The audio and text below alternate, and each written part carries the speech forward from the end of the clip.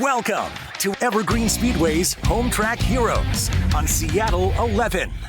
Well, a very pleasant good evening. Welcome to Home Track Heroes here on Seattle 11. Exciting show coming up for you guys. City of Monroe Industry Night here at the track, and I am lucky enough to be joined once again by the original KH, Kyler Hope. Welcome back to the show, Kyler. Thank you, Caleb. Yeah, it's great to be back here in my hometown, my home track. You know, I always love coming back here. I've been off doing some other stuff out in the Midwest, East Coast, but I mean, Evergreen, I always keep track every single night. I'm on Race Monitor, checking social media. Evergreen does an awesome job on their social media, keeping you updated.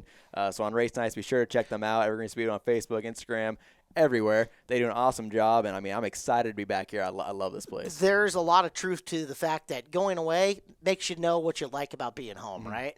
So, and you've seen a lot. We'll talk about that as we get further into the program. We've got an exciting card for you guys. 5 different divisions. Again, we'll finish things off with the Speedway Chevrolet Pro Late models. And coming up first, it's going to be the PRCBD Hornet Main. By the way, that QR code on the screen, scan it. You guys can pick up $10 tickets to the Galloway coming up in late June. So scan that code. It'll flash up a couple more times on the program somewhere up and on the screen. Just be ready to get it, and we will get you some discounted tickets. Exactly. Yep, that show is great. The Galloway, you'll see cars on the big track as well as mini stocks, street stocks, and legends on the 3A. It's a great weekend. You will not want to miss it. But right now, we got Hornet B main out on the track running. Looks like the classic boot format right now, and we'll get to know the starting lineup right here. Starting in the front row, we got the 16D of DeAndre Carlson, and sponsored by Grandpa right there. That's awesome. Always having family support right there is awesome. On the outside of him will be the 15B of Brian Carlson out of Arlington, sponsored by All Seasons Waterproofing and Drainage Inc. Row number 2, Tammy White's the 23 car out of Cedro. Wally Trinity Reppin's going to be in the yellow number 45 out of Snohomish, sponsored by the Snoqualmie Casino. Row 3, we see the 029 of Joseph Villarreal, sponsored by Cultivation Manager, and is outside the 39Z of Andrew Zachary. 4th row is Brian McNamara, the 101 from Snohomish, sponsored by True Line Wheel and Frame out of Seattle. And Brad Ferris, the Snohomish-based driver in the 13 car, sponsored by Urban Renovation. We got the 024 of Donna Gillespie out of Salem, Oregon, and then the 08 of Bobby Hook out of Snohomish, sponsored by Snow Valley Farms. And we got the 17S of Chuck Pierce, the 16 of Cooper Bleem, and the 42 of Dempsey Graham out of Duval. As we get set to see the first green flag of the night right here. And I haven't been able to do my research. Are those teammates on the front row? It looks like it. They're team cars for sure. Now, whether they're getting along well enough to be called teammates at this point in time, we'll find out as they'll roll. What? Sir, that's not the race course. That's not how you do this, sir. You think 2 laps of pace would be enough, but someone got a little lost there. That was DeAndre Carlson, your pole sitter, who took a little bit of a shortcut there, so I wouldn't be surprised to see maybe a black flag comes out. And there's your other outside pole sitter of Brian Carlson getting spun around, so it's a rough first lap for that front row. Yeah, I'm thinking the 15 and 16B have had, I don't know, better starts every once in a while, although Carlson's going to hang out front for a little while, so we'll let it stand. Why not? And that was almost the first Uke tire of the night, hit by the 23 of Tammy White. Great save there getting into turn number 1. Couldn't tell she had a little bit of help there from the second place runner. Looks like, I can't quite tell who that was in the black with the green number, but Tammy's able to keep it going, not too far out of a transfer spot still. I believe we still take 4 out of these. Is that correct? We do, but we're going to give those 4 the option. They can either take themselves a trophy and call her a night, or they can move forward, one or the other. So you won't always see all 4 of them go up. Right now, Carlson out in front. Sorry, make that, DeAndre version of Carlson. Being chased down. I want to say, hard to see the number. Looks like the 029 possibly. It could be. That Donna Gillespie. In fact, I know Villarreal is the 029, so off the inside there. The 13, I know that is Brad Ferris. And 4th, can't really tell. We'll figure it out here in a second. But yep, Villarreal, Carlson, Ferris, and somebody.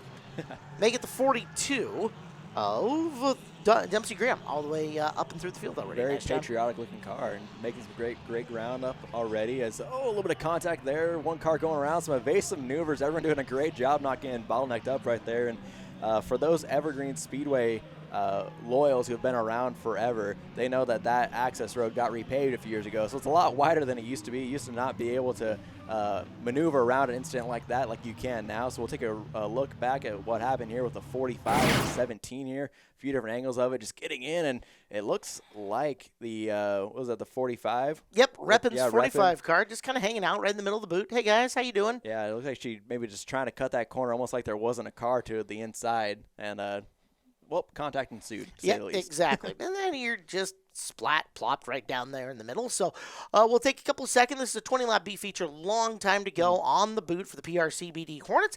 We should let you guys know, of course, all year long, Home Track Heroes in Seattle 11, brought to you by Gene Johnson, Plumbing, Heating, Cooling, and Electrical. So 17 laps to go. The ticker is up 3 laps into this. And that is actually Hauk who's out in front. So it's Hauk, Fairs, Graham. Looks like they've penalized the Carlson car finally, eventually. For that start, yeah. Yeah, I mean, that questionable start. You only shaved half the racetrack. No big deal.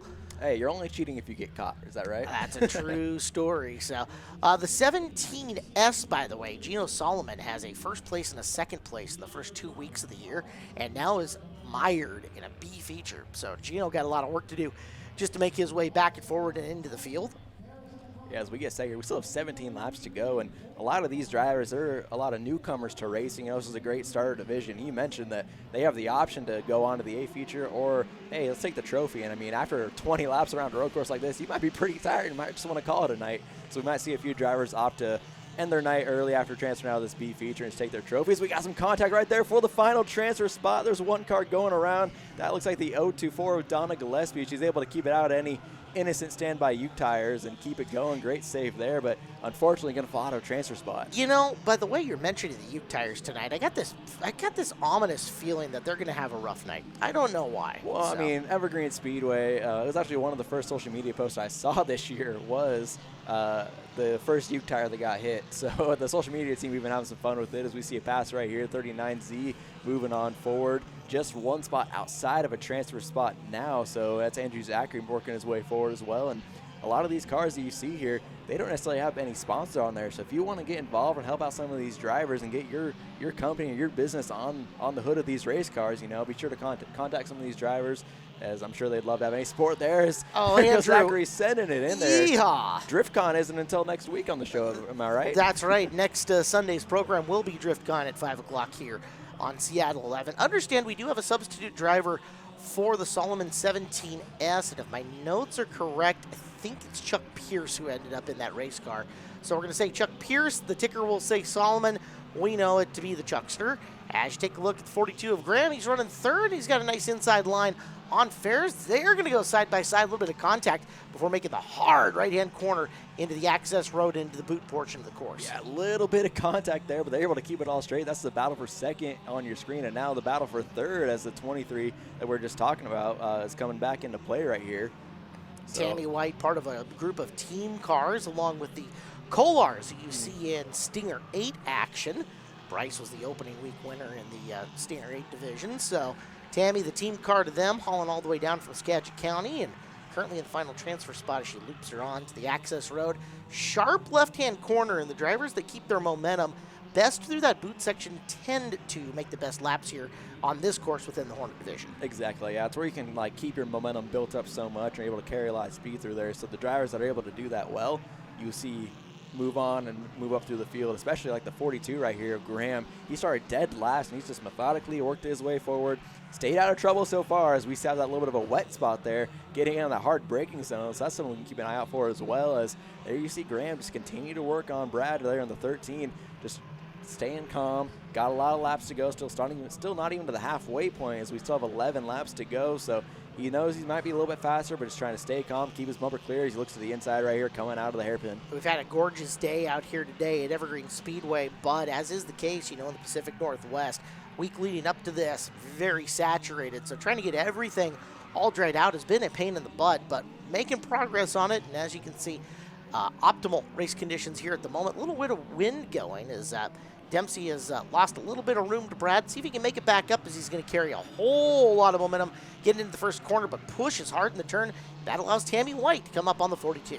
Yeah, some of these front-wheel drive cars, when you just put so much weight in that braking zone, it's almost hard to get the car to keep rotating and get back in the throttle, because all that weight's just pushing forward in these front-engine, front-wheel drive cars. As Tammy's looking at the inside right here, like we talked about, has a great run through that little S section, almost gets doored by Graham, and Graham's almost going to lose 2 spots here and fall out of a transfer spot to the 17S 17S of Chuck Pierce. Is that correct? Yep, Pierce in the 17S, and he will make the pass for the final transfer. So scoring points for what I would presume to be your points leader after a runner-up and a first-place finish here in the early season. Running the car that Gino Solomon's usually in, and Pierce trying to do the best he can, put her in the A main event and gather some points up. He's a ways back from third, but at least he has a chance to make the show as of right now.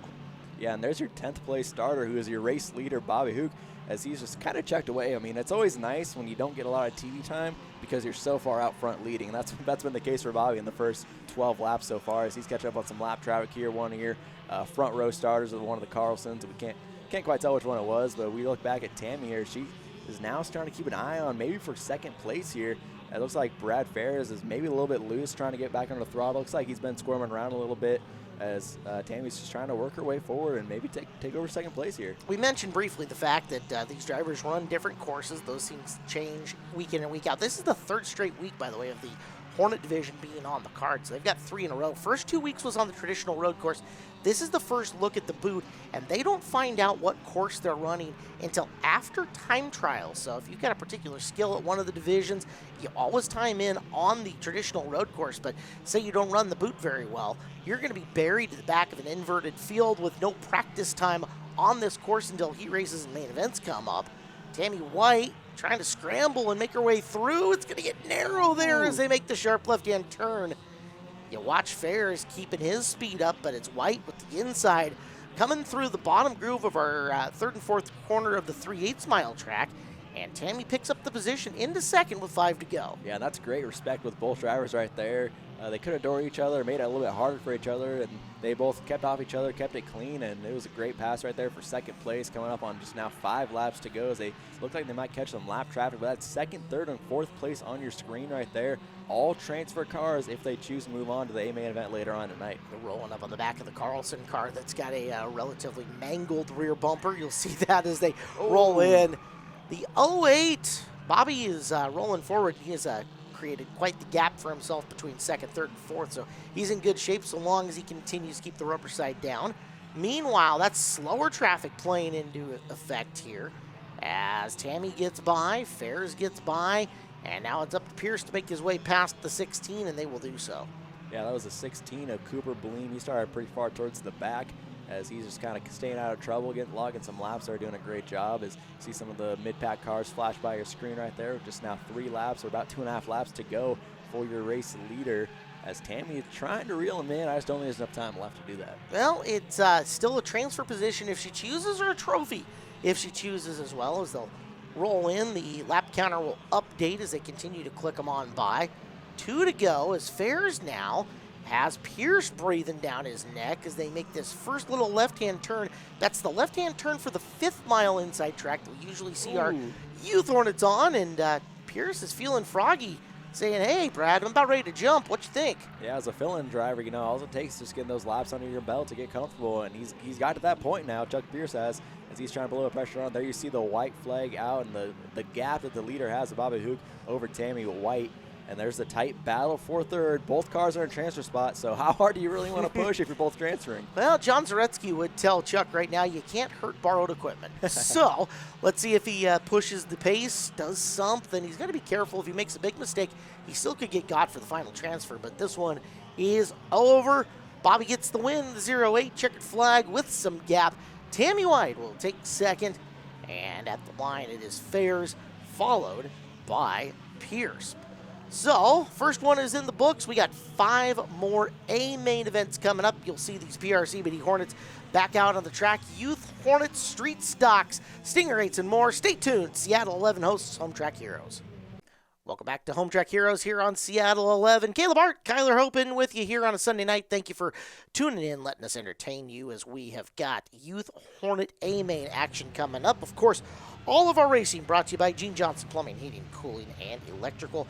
As we turn things over to the Youth Hornets, brought to you by Nelson Motorsports, our lineup looks like this. We on the front row out of Snohomish, Washington. We got the 67X of Kylie Surian, sponsored by James Peak Honest Transmission. The outside, the Ford Taylor Thompson, sponsored by Weather Right Roofing out of Snohomish as well. Row number 2, it's Maltby's Hawk Jenkins, the 35J, sponsored by Resch Printing. Next to him, Lexus Tubbs, car number 23 out of Monroe, sponsored by DL Enterprises. Then we got the 65 of Bryson Wingfield out of Monroe, sponsored by Papa, which is Tony Hill.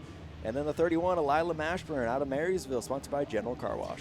Snohomish's Sawyer Holden is in the green, number 32. He's sponsored by Weather Right Roofing, WRI. Keegan Mooney is in the 11. He's from Bellevue, sponsored by Cars Custom Auto Repair Specialist. Then we got the 01 of Tanner Bjornson out of Arlington, sponsored by Misfit Motorsports, and the 46 of Calvin de Laverne. And rounding out the field is a 29 of Clint McCowan out of Snohomish, sponsored by Complete Auto Repair Service, as we get set with 11 Youth Hornets around our 1/5 mile oval. I think this is going to be the third of 4 or 5 different tracks we see tonight here at the Speedway. Quite a few, yes, for 20 laps. Of course, this segment brought to you by Coastal Community Bank. Community is our middle name. Our bankers take time to understand your business and help move it forward. Coastal Community Bank, an equal housing lender, member FDIC. Getting ready to go green here for the first A feature of the night at Evergreen Speedway. Sun's starting to go down a little bit more. Drivers will have to battle that a little bit, but the green flag is out in the air, and Kylie's off to a great jump with a big push from 35J of Hawk Jenkins. Jenkins tucking in behind and using the front bumper already early on in this contest. Week number 1, it was Tanner Bjornson from dead last in the field, rolling his way forward to victory lane. We'll see how fast the 0-1, the car can make its way on through the field. He's already up to 5th, so Bjornson making really good progress early on.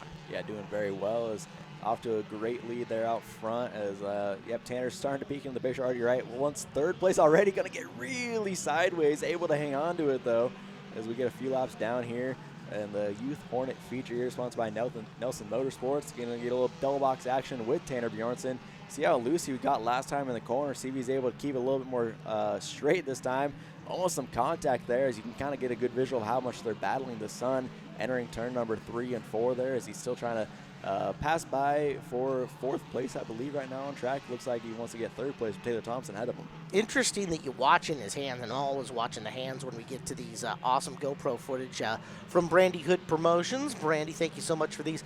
Bjornson having to turn the car twice in the corner. Now, that time, he only got it around once, but typically through 3 and 4, you're seeing him get in one time, come back, and then get in another time. And your veteran drivers will tell you that scrub speed. Just get the car rotating one time. Don't straighten out and have to turn again, and that'll keep your speed up. Yeah, normally he's making a correction when he's trying to straighten out a little bit, because the car's getting a little bit loose back and wants to come around a little bit. Back and gets so light in these cars, as we kind of talked about with the Hornets. It gets really light when you have help like that too. So a great save there from Tanner Bjornson. A little bit of contact there from Taylor Thompson. He's going to take over the 3rd spot here. It's just a 20-lap feature for these guys. The laps are going to go by a lot quicker than we just saw in that B main event. Yeah, 20 laps on a 5th mile. It's going to be like blink and you miss it at this point in time.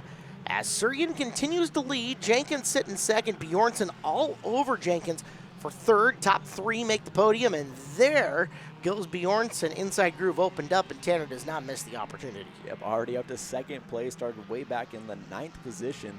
But, pretty big gap right there between him and Kylie Suryan. So, going to have to really click some solid laps off there. Cause catching the driver's one thing, passing is another. Is going to get a great run there to the inside of the 29.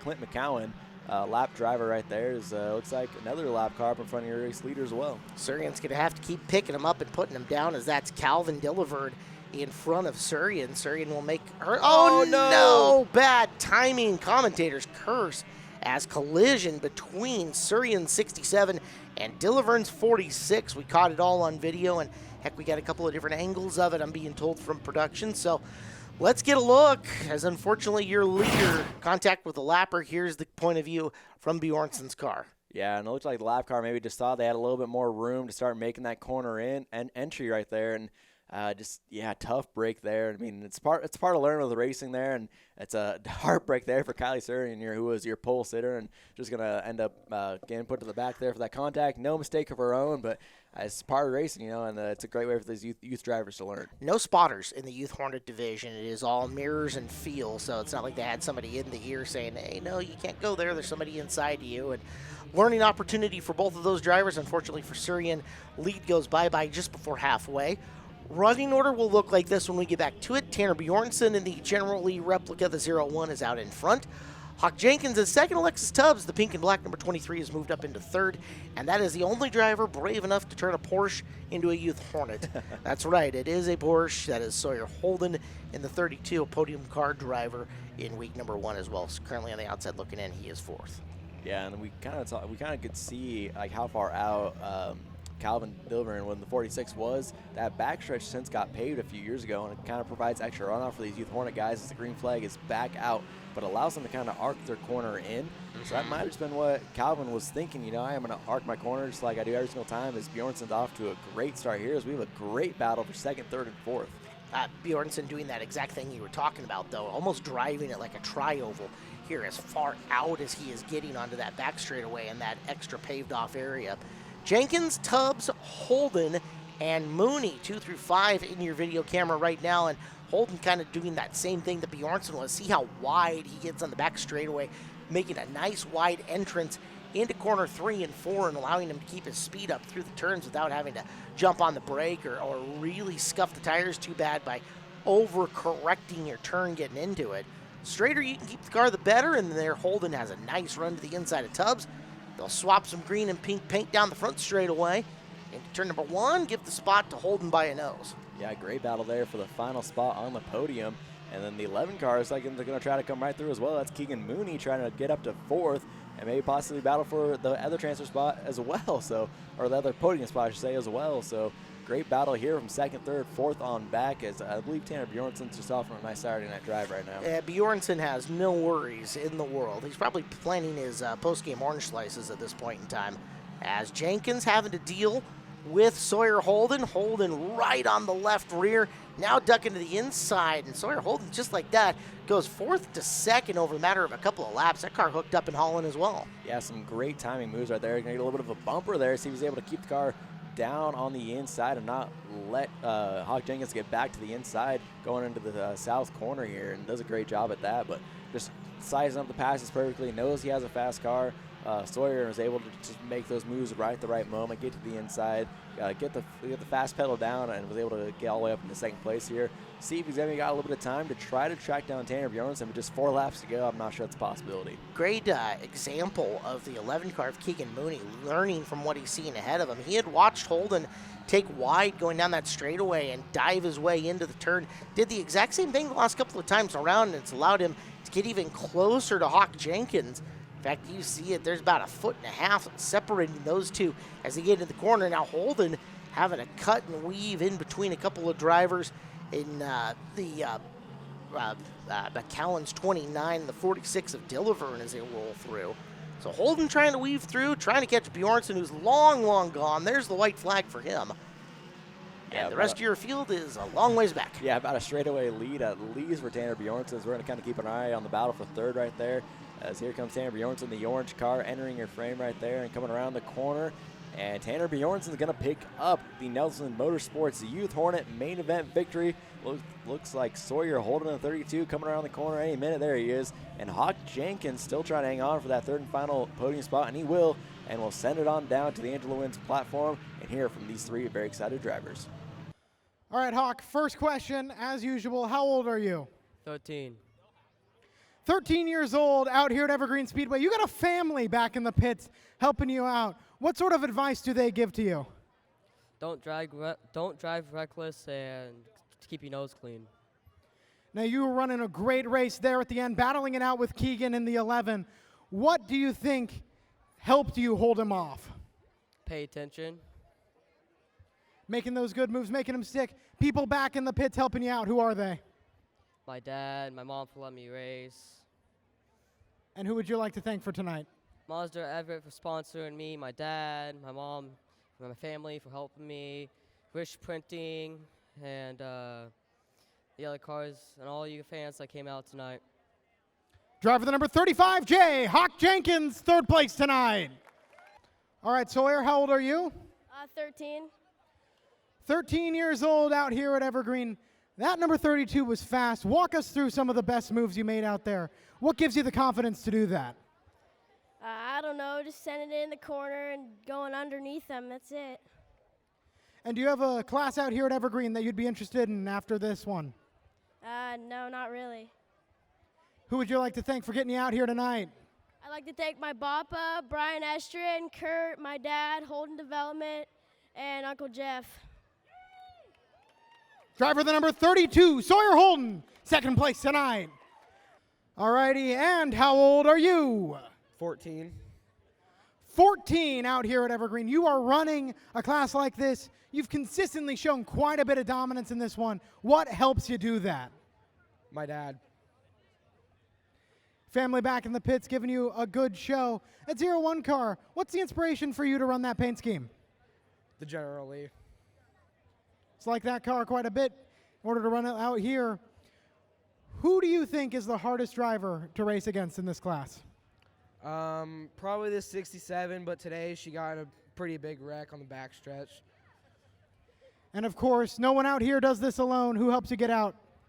My dad, my mom, my grandma, Whiteside Steel, Stilly Auto Parts, Tire Pros of Arlington, everyone that came out here today, and my YouTube channel, Misfit Motorsports. Driver of the 01, that is Tanner Bjornson, race winner in the Nelson Motorsports Youth Hornets. Tuned in to Home Track Heroes here on Seattle 11. I'm Caleb Hart. He is Kyler Hope. And Kyler, this is the chance for those thrifty individuals like myself to save some money because there's the QR code somewhere up on there that's doing something really cool. What does it do? It is giving you $10 off your ticket to the Mark Galloway, which is coming up on June 29th, featuring the following divisions. Yeah, we got Pro Late models on the big track. The big track. We 5/8. love the big track. Yeah, That's the 5/8 right. mile. Going to be an awesome show there, as well as street stocks, mini stocks, and legends on the 3/8, which street stocks, guess what? Yeah. They're up next. That's right. So we're going to give you a little preview of how cool that show is going to be. Scan that QR code. You've got to do it during tonight's show because if you try to do it anytime other than that, you're not going to get the value savings. So Exactly, yeah. do it before the end of the show tonight. Scan that QR code. Pick up your tickets. It's worth $10 off. We are sponsored all night long, all year long by Gene Johnson Plumbing, Heating, Cooling, and Electrical. These are the Tire Pros Street Stocks, and your pole sitters, Jeff Watson, the 51, sponsored by SCE, Snohomish County Trucking and Excavating. Mike Shimmick's next to him, car number 7 out of Renton, sponsored by Big Block Brewing. Then we got the 69 of Austin Camp out of Monroe, sponsored by Millburg. His outside, Mikey Marthaler in the 44 out of Everett, sponsored by Direct Carpet Cleaning and House Cleaning. Row number 3 features the 3 cars. The 03 of Blaine Fagerly out of Redmond, sponsored by Jason at Stingray Auto Repair. And Jesse Jensen, car number 3 out of Snohomish in the Tire Pros, the Shop of Arlington car. Then we got the Fireball Jim Fody in the 85, sponsored by Trademark RCS, and his outside the 27 of Jerry Helm, sponsored by out of Greenbank, sponsored by Tiger Construction. Row number 5 is Kenny Erickson, the 22 out of Tulalip, sponsored by Central Welding. And our Langley, BC competitor, the 15 of Brent Rohr, sponsored by Harding Motorsports. Oh, Canada, great to have him come down here. Next row, we got the 14 of Chase Jones out of Duval, sponsored by Whisper Cool, and to his outside, the 96 Tyler Hill out of Lake Stevens, sponsored by Ad Taxi. Final row, celebrating a birthday on this race. Brian Thornborough, the 72 in the Omni Contracting Solutions car. And Steve Potasic, dead last after mechanical trouble earlier. The 06 out of Bothell, sponsored by Lang Auto Sports. So, 14 cars, 30 laps. These are the Tire Pros Street Stocks. Tire Pros, the official tire dealer of Evergreen Speedway. Tire Pros, your one-stop tire retailer where honesty is the best policy, and they have a hassle-free guarantee. Tire Pros, all your national brands, and offers a nationwide warranty on your tires. Go to TirePros.com. And let's take a look at this quad box brought to you by Brandy Hood Promotions. Paul, we're thinking of you. We really hope you get better as we get the green flag here for the street stocks as Jeff Watson gets a great jump there in the 51. Going to be side by side with Austin Camp and Mike Shimmick. The 2 cars on the bottom as Austin Camp's going to get a great run off at turn number 1 as they're 3 wide almost going back in the pack where Jesse Jensen's at. You definitely want to be up in the front where Mike and Austin are at, where it's a little bit more calm and not as chaotic back where Jesse Jensen's at, as you get a great view of all the chaos back behind him on this beautiful night here at Evergreen Speedway. You know, we haven't seen a whole lot of the rear-facing GoPro footage here on Home Track Heroes over the year. That's a really cool view. Look how much air is being pushed over the back of that car. You can see the rear windshield kind of flexing underneath and a little bit of the air hitting that rear spoiler as Jensen picks off another spot, just snuck ahead of, I want to say... Looks like Marthaler. Yeah, Marthaler's 44. So a cool viewpoint on that. You've got the big screen up in the upper right corner, and then Shimmick driving right into the sunshine in the bottom left. A good reason to have those tinted visors up and rolling at this point in the season. Yeah, we can see earlier with Tanner Bjornson's on board how much he's battling the sunshine. Here on the 3/8 mile, it's even more in your face. You don't have the big grandstands blocking it quite yet. So here, Austin K and Mike Shimmick, you'll see how hard it is battling that sunlight. Jesse Jensen gets around Mike Fody, and that backboard shot with Jesse Jensen, I love. You be able to see how much the drivers are working the wheels. They're sliding all the way around these corners, and you see the rear end really step out on them. Now look at Camp. Look how close to the ragged edge of the racetrack that he was running on the outside of the track, and that's running by himself, although Shimmick right there kind of giving him a love tap coming off the corner. But you can see Camp, his racing line, taking that car as far up racetrack as you can possibly get, from the bottom of turn number 2 right up to the edge of the grass on that outside area of the 3/8. And fast line around for Camp's good for second place at the moment. Yeah, you can even really see it on Jesse Jensen, the rear-facing view. Sometimes a little bit of dust will kick up, and you'll see that. It's because he's dropping the edge of those tires off onto that little bit of runoff back there as he's making a move for second place already. That 3 car is lightning quick tonight as he looks around the outside of Austin Camp, going the long way around, but he's doing it the fast way. He's going to take over second place and sets his sights on the 51 of Jeff Watson, who has taken a commanding lead for the first 7 laps here, as just checked out as we've been watching this great battling from second on back. So Jensen's gone 6th to second. Keep your eyes on Potasic, who's gone 14th to 7th in the first 7 laps. So Potasic is on the move. Again, mechanical trouble that he had been fighting all day. I know he was battling an engine, and finally looks like the 6 car, the 06 car, is got everything right now. He's making a move. A couple of veterans going to battle with Fody in the 85 and Potasic in the 06. They'll war for, looks like, 6th place here coming through turn 3. Yeah, I think the experience between those two drivers trumps everyone else combined throughout this field, as those two guys have been around the street stock division forever here at Evergreen Speedway as they're battling hard. Like you said, right outside like the 5th place spot, 5th, 6th, 7th place right there is leaders now. The 51 and the 3, that car is coming in quickly into Jeff Watson's rearview mirror. You ever get a chance to go look at the Jesse Jensen car, the Will Cruzmore owned machine, Dirk Kruzbeck, Rock Wilkes, Jeff Fillmore, they have built a beautiful piece. It's just a gorgeous piece of car construction, and that's part of the reason it's so fast. Then you put a driver like Jesse behind it, and look how much gap he made up on Jeff Watson in just a couple of laps, to the point where he is circling him in the middle groove coming out of turn number 2. We got a bid for the lead. Yeah, he's able to drive it so hard in on entry and just make it stick, and that's how he's able to keep this momentum up on these outside lines. He's just going to drive right around Jeff Watson, and ton of power coming off the corner right there. And in the Tire Pros Street Stock main event, the Tire Pros Street Stock is out front. Jensen, who is your week 1 winner in dominant fashion, looking to do it again here in our second week of Street Stock action on Home Track Heroes. Meanwhile, Potasic has gotten by Fody and now up to Fagerly in the 0-3. That is 3rd and 4th, Camp and Shimmick, with Fagerly and Potasic now rolling in on them. So Steve Potasic's got a shot, if he can continue steamrolling through here, to be in your top 3 really quick. Yeah, that car is bad fast. As you see all these guys coming off the corner right here, they were all slipping and sliding around, and not a little bit more under control that time. But it almost makes you think someone might be getting put down on the track. As you see the 03 get really loose right there. Great save from Fagerly as he's able to come off the corner right there. And it could just be a setup issue for these guys too. They might have been setting up for more the nighttime. The sun's still out here, so that could maybe cause cars to be a little bit looser depending on how their setups are. As, I mean, that's assisted loose right there. A little bit, yeah. Shimmick using the right front to get in the left rear of Camp. He will make the pass going into the corner. Camp going to try to stick with him, and he's got a shot going back underneath, but that one didn't stick. Fagerly took a shot at him, and now Potasic to the inside to pick up a position.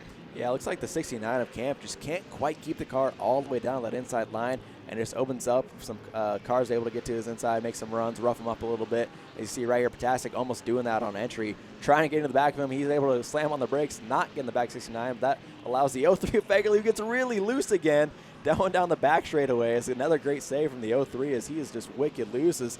A lot of smoke coming out of your race leader. That's not a good sign at all, as you see cars slipping and sliding all around behind him. And we're told that smoke has been developing over the course of a number of laps. It started out fairly light.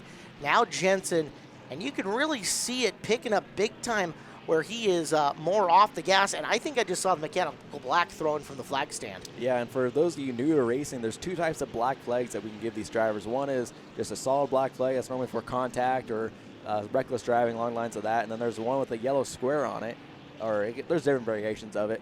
As he's shown again right there, you can see the yellow dot on it. That signifies a mechanical black flag. So he didn't do anything wrong on the track. It's just the car's having issues that they think is unsafe to continue on. And that might have been what we saw all the drivers slipping and sliding around the racetrack for.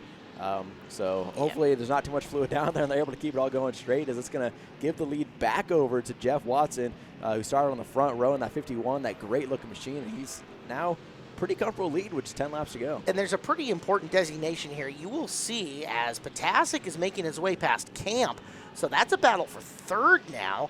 Way to go, Potasic, as he is up to the third spot. But the nature of the smoke that was coming off the Jensen car, the color of it and where it was coming from, and being as that it wasn't consistent, like at a spot, they'll allow for like a tire rub smoke, that's fine. But the smoke that Jesse was putting off indicated some kind of fluid leak. And when that comes and there's a chance at seeing the track, that's when you'll see that mechanical black, because a fluid leak down on the track makes it dangerous for your fellow drivers. Exactly, yeah. And I think the officials might have already been kind of looking out for something getting put down by a driver, just how much they're sliding around there.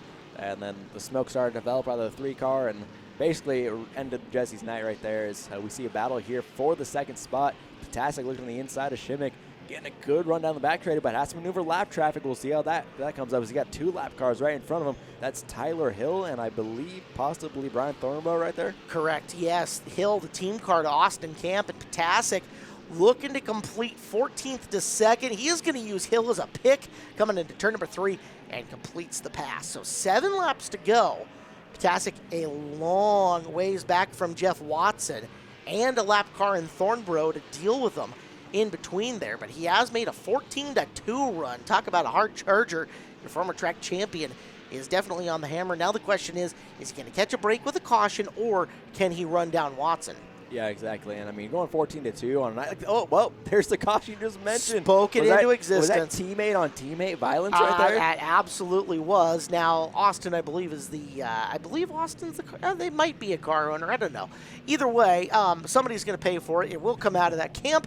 And let's get another look at how that all went down. And boy, Steve Potasic is going to be thanking his lucky stars, and Jeff Watson's got to be cursing his luck, as we'll watch to see how it went down. He said it's going to come out of the camp? From the camp. Yeah, not bad. So here comes Austin Camp, and we talked about how loose Austin Hill was. And, he looks like he just lost it on trying to get the throttle back down right there. Yeah. And I don't know if there was really much contact there. I think it was going around almost either way, but tough break there for Tyler Hill in the 96, as he was just really loose right as he got back to throttle, and there was really nothing more that Austin Camp could do, because you could see he had cars lining up behind him right there. Indeed. So there was nothing he could really do. The old adage is, when in doubt, throttle out, right? Well, Hill throttled out and throttled around. Camp helped finish them off. Now, here's what's going to happen. They're going 2 by 2 here on the restart. All of that gap that Watson had, all those seconds, now erased, and they're going to be side by side on this restart. Jeff Watson, Steve Potasic, Mike Shimmick in the 3rd spot, and it looks like Camp's going to retain 4th in that. So those 4 drivers who have been up front and in that top 5, now with a chance of 6 laps to go, nothing in between them, all tightly packed in before we get back to action. Yeah, Jeff Watson right there. I mean, he hates seeing that yellow. He had such a comfortable lead, did everything right from the initial jump, was able to check out, but now he's got Steve Potasic. I mean, that's one guy I would not want to line up from my outside with how much experience he has and how strong of a driver Potasic is. Well, you've seen that, and I'm sure Watson's spotter has been telling him, hey, Potasic's coming, stretch as much as you can, stretch as much as you can. Now Potasic's there. Question is, can Watson make the restart that he needs to? Who's going to have the better car? You know, Watson could have easily throttled back a little bit over those few laps as well, knowing that there was some gap. So we'll see how it's going to play out. Watson, the black, blue, and white 51. Potasic, it's neon yellow down the left side, neon orange down the right in the 06. And we're back underway off of corner 4. Huge jump there from Potasic on the outside. We'll see if they see that as being even, as we got contact in our 2nd row. Shimmick and Austin Camp right there getting together. But up front, there goes the black and blue Lightning McQueen to the front, trying to clear Potasic. Jeff Watson able to check out all the way in front as we got Fagerly still sliding around. I don't think he stopped sliding around since we last saw him on camera. Yeah, well, you know, he'll settle down at some point in time, we think. Okay, he's got her all settled. Potasic's still trying that outside groove. Watson was able to re-secure the lead, but he is kind of pinned down to the inside now. And if you're Potasic, that's what you have to do. If you can get outside him enough, keep him pinned down to the bottom. Don't let him float that car up racetrack and make his, quote, best laps. Steve not quite to the door panel, but at least to the quarter panel to where Watson is not clear to come up racetrack.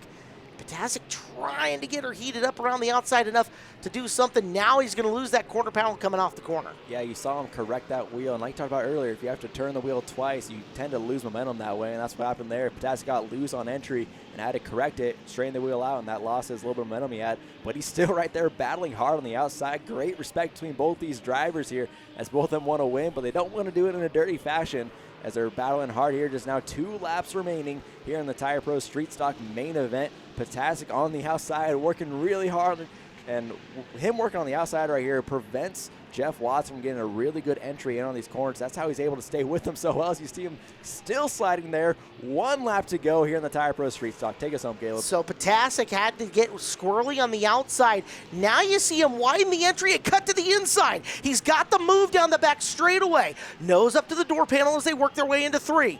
Door to door, coming through corner number 4. 14th to first, Steve. Potasic gets the win. Jeff Watson, heartbreak, led 29 laps, or almost 29 laps, minus Jesse Jensen. Oh, second place there. Third place, Mike Shimmick. Wow, what a race. Number 7, Mike Shimmick. Mike, what did you have to do play defense on those last couple laps, and how did you pilot this car to third? First and foremost, thanks to all us fans who come out here and support us every weekend. I've got my sponsor in the house, Big Block Brewing. Thanks a lot, John. Means a lot to us. Gets us out here and racing for you guys. The last restart, you don't like to see that, but it re-racked us, and I knew to stay tight to the number 1 car, and Austin was giving me a hell of a fight, and it was just fun. Yeah, you talk about late race restart. What do you do differently when you're in that situation?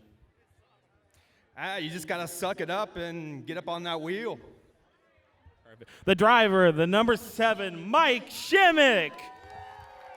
The 51, Jeff Watson. Jeff, you had a fast car all day, just got caught right at the end. Just talk me through how you feeling. It would have been nice to get that, but yeah, we worked all day on the car. It was nice to just have a good night here and just be able to load up a race car. If I guess if I could get beat by anyone out here, I'd rather be Spastic. He's a multi-track champion, and it would have been nice to have that. I think some oil washed on the track from the 3 car, and the track just was slick, and I just missed my mark. But I'd like to thank my sponsors, SCE Trucking and Excavating. I'd like to thank CrossFit Snohomish, and all the guys, the crew, my wife, and just everybody that puts an effort into the car. So I'll take this as a win, and we'll go to the next one. A strong drive from the 51, Jeff Watson. So, Steve, you didn't necessarily start near the front, but you finished in the front. Walk me through what you had to do out there. Well, yesterday, I'm so wore out. This morning, we didn't qualify, cars broke, coil wires are burnt, distributors are busted, coils are burnt out, one thing after another, and so I kind of had my doubts. Started in the back, and Lane, son home, it's a spotter, just kept me calm. And the yellow came out, I looked up, and I figured I was in 6th or 7th, and I was in 2nd. I thought, well, maybe we got a shot. So thanks for Lang Autosports, and thanks for the fans coming out. Perfect. The driver of the 06, Steve Potasic. Well, as much fun as that last segment was with the street stocks, we move on to bigger field, different racetrack. It is time for our PRCBD Hornets on Das Boot. Caleb Hart, Kyler Hope with you, Home Track Heroes here on Seattle 11, brought to you by Gene Johnson Plumbing, Heating, Cooling, and Electrical. Lineup for this 30-lapper on the boot. Preston Brandt, car number 32 out of Marysville, sponsored by North County Towing, and Lucas Hausenfluck from Lake Stevens, the Cornerstone Homes, number 03. And we got the beautiful looking black and red number 19. That is Scarlett Fisher out of Marysville. Or outside, 77 Christian Miller out of Everett, sponsored by Turbo Espresso. Matt Snyder's in the 15 out of Snohomish, sponsored by Handy in the Valley. Substituting the 59 car for the Bjornsons, that is Bobby Fisher out of Arlington, the Misfit Motorsports car. Next row, we see the 30 of Pat Folger out of Arlington, sponsored by Olympia Pizza. Then the G2 Brad Gruhl out of Marysville. Row number 5, Michael Turner is in the 022. He comes up from Oregon. Dustin Lytle, the 21L from Marysville, sponsored by the Gutter Installer. Then we have the 33 of Ryan Hausenfluck out of Lake Stevens, sponsored by Cornerstone Homes. Then the 20, the young Riley Riddell out of Gold Bar, sponsored by DL Enterprises. Row behind then, Cody Hoops, car number 10, J10 as it's scored on your screen. 717 of Diesel Snyder's next to him out of Cleellum, sponsored by Valley Asphalt. Then we got the 1 of Zach Bristol out of Snohomish, sponsored by Hibbs Automotive. Then the 00 Dan Miller out of Everett, sponsored by Exterior Wall Systems. Bobby Hauk, the Snohomish-based driver of the 08 Snow Valley Farms. Brad Fairs, the 13 from Snohomish, sponsored by Urban Renovation. And Chuck Pierce in the 17S, sponsored by Valley Asphalt. Tammy White decided not to come up and run the A main, took a trophy, and cheers on everybody else. As we take a look, PRCBD Hornets coming off the fourth corner. A very deliberate pace for them, but they will pick it up as we move down the front straightaway and make that sharp hook on the 5th mile as Hausenfluck will lead going into the first turn. We got no one going off course to start this race. That's a good start to this main event here for the Hornets. We're going to ride on board with the 1 of Zach Bristol, the 19 Scott Fisher, and the 10 of Cody Hoops. Wow, that is not a name I was expecting here tonight. Awesome to have him back. Last time I saw Cody Hoops at Evergreen Speedway was during an Enduro where he ended up on his lid. So that was not the way to go. I haven't seen Cody Hoops in a few years since then, but awesome to see Cody Hoops back in the 10 here as he's starting pretty deep in this field. His first lap complete. Looks like it's going to go to, can't quite see the number that is. I think Lucas Hausenfluck in the 03 leading the first lap. Yep, Hausenfluck out in front. Christian Miller is in the 2nd spot in the white 77 car that needs better numbers. And Preston Brandt's in the 3rd position. Hoops, by the way, you might see him again as he has entered for Stinger action coming up later on in our show. Buzz and Steakhouse Stinger 8s. Look at Bristol, your defending track champion, also already a feature winner here on the year and trying to defend that title. Bristol up in the left-hand corner, Hoops bottom left, Scarlett Fisher all alone driving the Hornet class this year. Yes, Bobby is driving tonight, but Bobby has moved up and already has a mini stock feature win on the year. Yeah, you remember all those nights where he was that close? Oh, jeez. Yeah, he did it the other way, and he drove up dominantly from the back of the field at his mini stock debut. So yeah, I believe that was 2022 was the cursed year for Bobby Fisher. Gosh, it was a year he wants to forget, but things already better off in the mini stock class for him. So you're watching Scarlett in the bottom right-hand corner of the screen as your field kind of sorting themselves out. That's Brad Gruhl's white and green G2. That's the guy who's really moving and shaking. He was fast in time trials, and he's already starting to pick his way through this field up front. Yeah, working up there right here now, full screen on the inside of 32. That's your race pole sitter of Preston Brandt. Going to work to the inside there, try to take over that 3rd and final podium spot, though. A little early to be talking about podium, with still 26 laps here in the PRCBD Hornet main event. As we get a nice little shot here of the chicane, a little short shoot with the sun setting. Beautiful night here at Evergreen Speedway. It's even more beautiful in person, guys. Come on out to these events here and watch what's going on here in person. I mean, next week you'll be able to see the Town and Country Tractor Night with some wing sprint cars, Legends, Mini Stock, Super Stock Figure 8s, and Youth Hornets back in action, which you saw here earlier tonight, as we got a great battle here shaping up for the race lead, Hausenfluck and Christian Miller. Miller has been a fixture on our podium here early on in the season. In fact, one night he drove from 2nd in the B main to 2nd in the A main in a full field of cars. So Miller has also been quick. He's looking for the lead as he works to the inside, and the man with the most dangerous last name in all of motorsports, Lucas Hausenfluck, working down the back straightaway, side by side with Gruhl rolling in on him. So Miller better make his move quick, or else even faster guys coming in behind him looking to take it away from him. Yeah, yes, like you mentioned, Brad Gruhl 2 laps ago, how he started to close in on the battle for 3rd and 4th, and now he's all the way up to the battle for the leaders as he's trying to take over the 2nd spot here from Lucas Hausenfluck. He's going to lose 2 spots in that last lap, and now he's going to set his sights on Christian Miller, and Gruhl's going to get a great run to the inside. I don't think Christian was expecting that yet. Little bit of contact coming out of the hairpin, going here into the tight chicane, going on to the 3/8 mile, little right back to left here, as Christian Miller is able to hang on for now, but that G2 is a fast car. Yeah, you see how much better that Gruhl is navigating the left-hand short portion of the course there coming through the boot.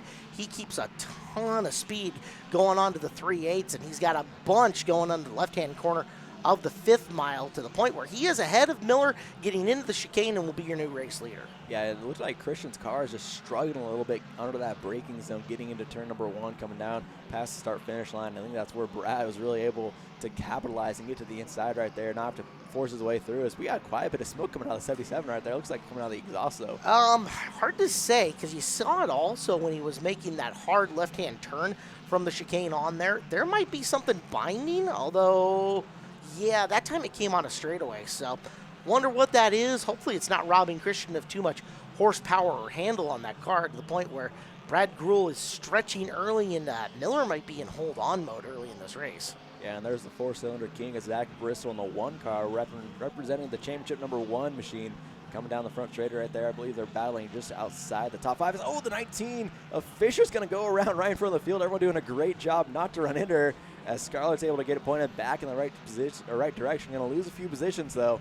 But great job there, not making that any worse than it was by all drivers involved. Absolutely. Nice save there by Scarlett Fisher. Lost a bunch of spots as we're 11 laps in.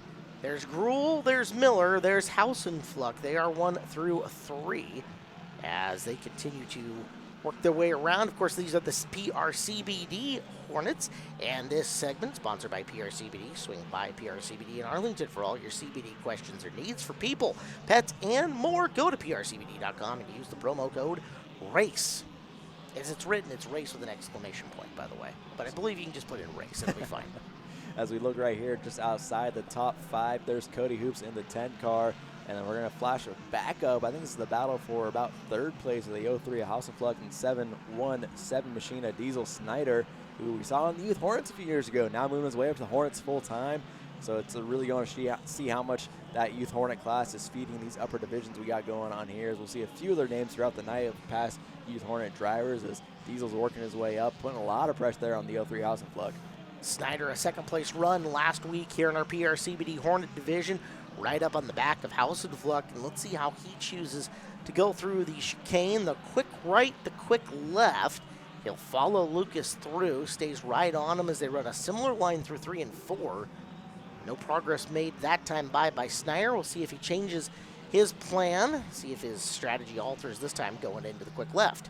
Yeah, we still see a little bit of smoke coming out of the exhaust of the 77 of Christian Miller, your 2nd place runner.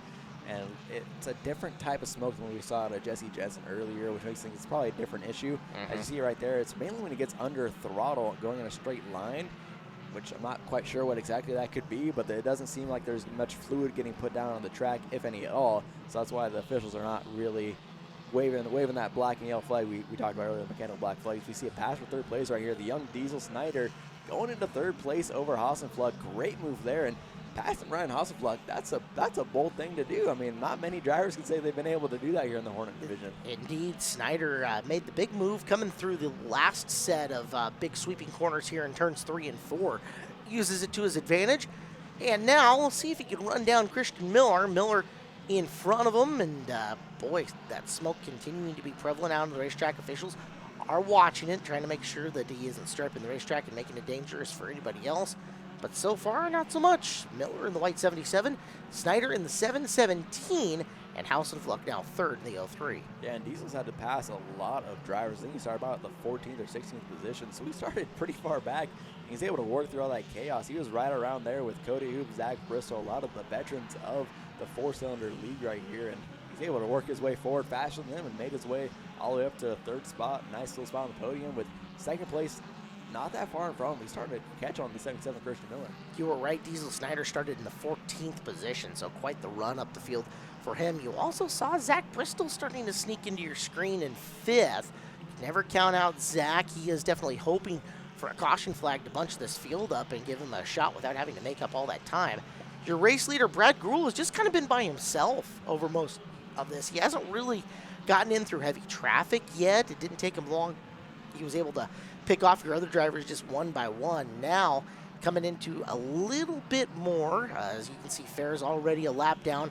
We'll see how well Brad navigates that, as there's the race for 4th. Bristol on the inside, Hausenfluck on the outside, and give the spot to Bristol. A little bit of tire smoke there and heavy braking for Bristol, but he's able to make it stick, move on into that 4th spot. As he's going to try to hunt down Diesel Snyder and Christian Miller. See if he can move his way up to 2nd. Diesel getting into a lap car right there, and that's a 13 going to go for a little bit of ride up through the dirt. no harm, no foul really there, as that was the 13 of Brad Ferris, one of the B main transfers we saw from earlier in the night, as he's able to keep the car out of the wall and back on the track here. As we check back in with your race leader, the G2 of Brad Grewell, as he started in the 8th position. So it wasn't really an easy road to the front for him either. He had to work his way forward, just did it a little bit faster than some of the guys farther back, and was able to start building that lead. As here is the battle for third. We're going to ride on board with the 717 of Diesel Snyder. Again, all these awesome onboards brought to you by Brand New Promotions. How great is she? Yeah, awesome. Does a great job providing in-car from us every week. Yeah, Snyder under full pressure here from Bristol. You're seeing Bristol creep up. He's going to try to get to the inside of the left-hand corner. Quick shove to the outside, and there it is. Move to the inside, and you saw him set that up by the way that he took the right and then the left to get onto it. So Bristol to the inside, forcing Snyder outside. Now Snyder going to have to dig hard and get good bite if he wants to keep the spot. He's not going to be able to do it. Looks like he's maybe going to try to do a crossover move, just can't quite get the throttle back down enough.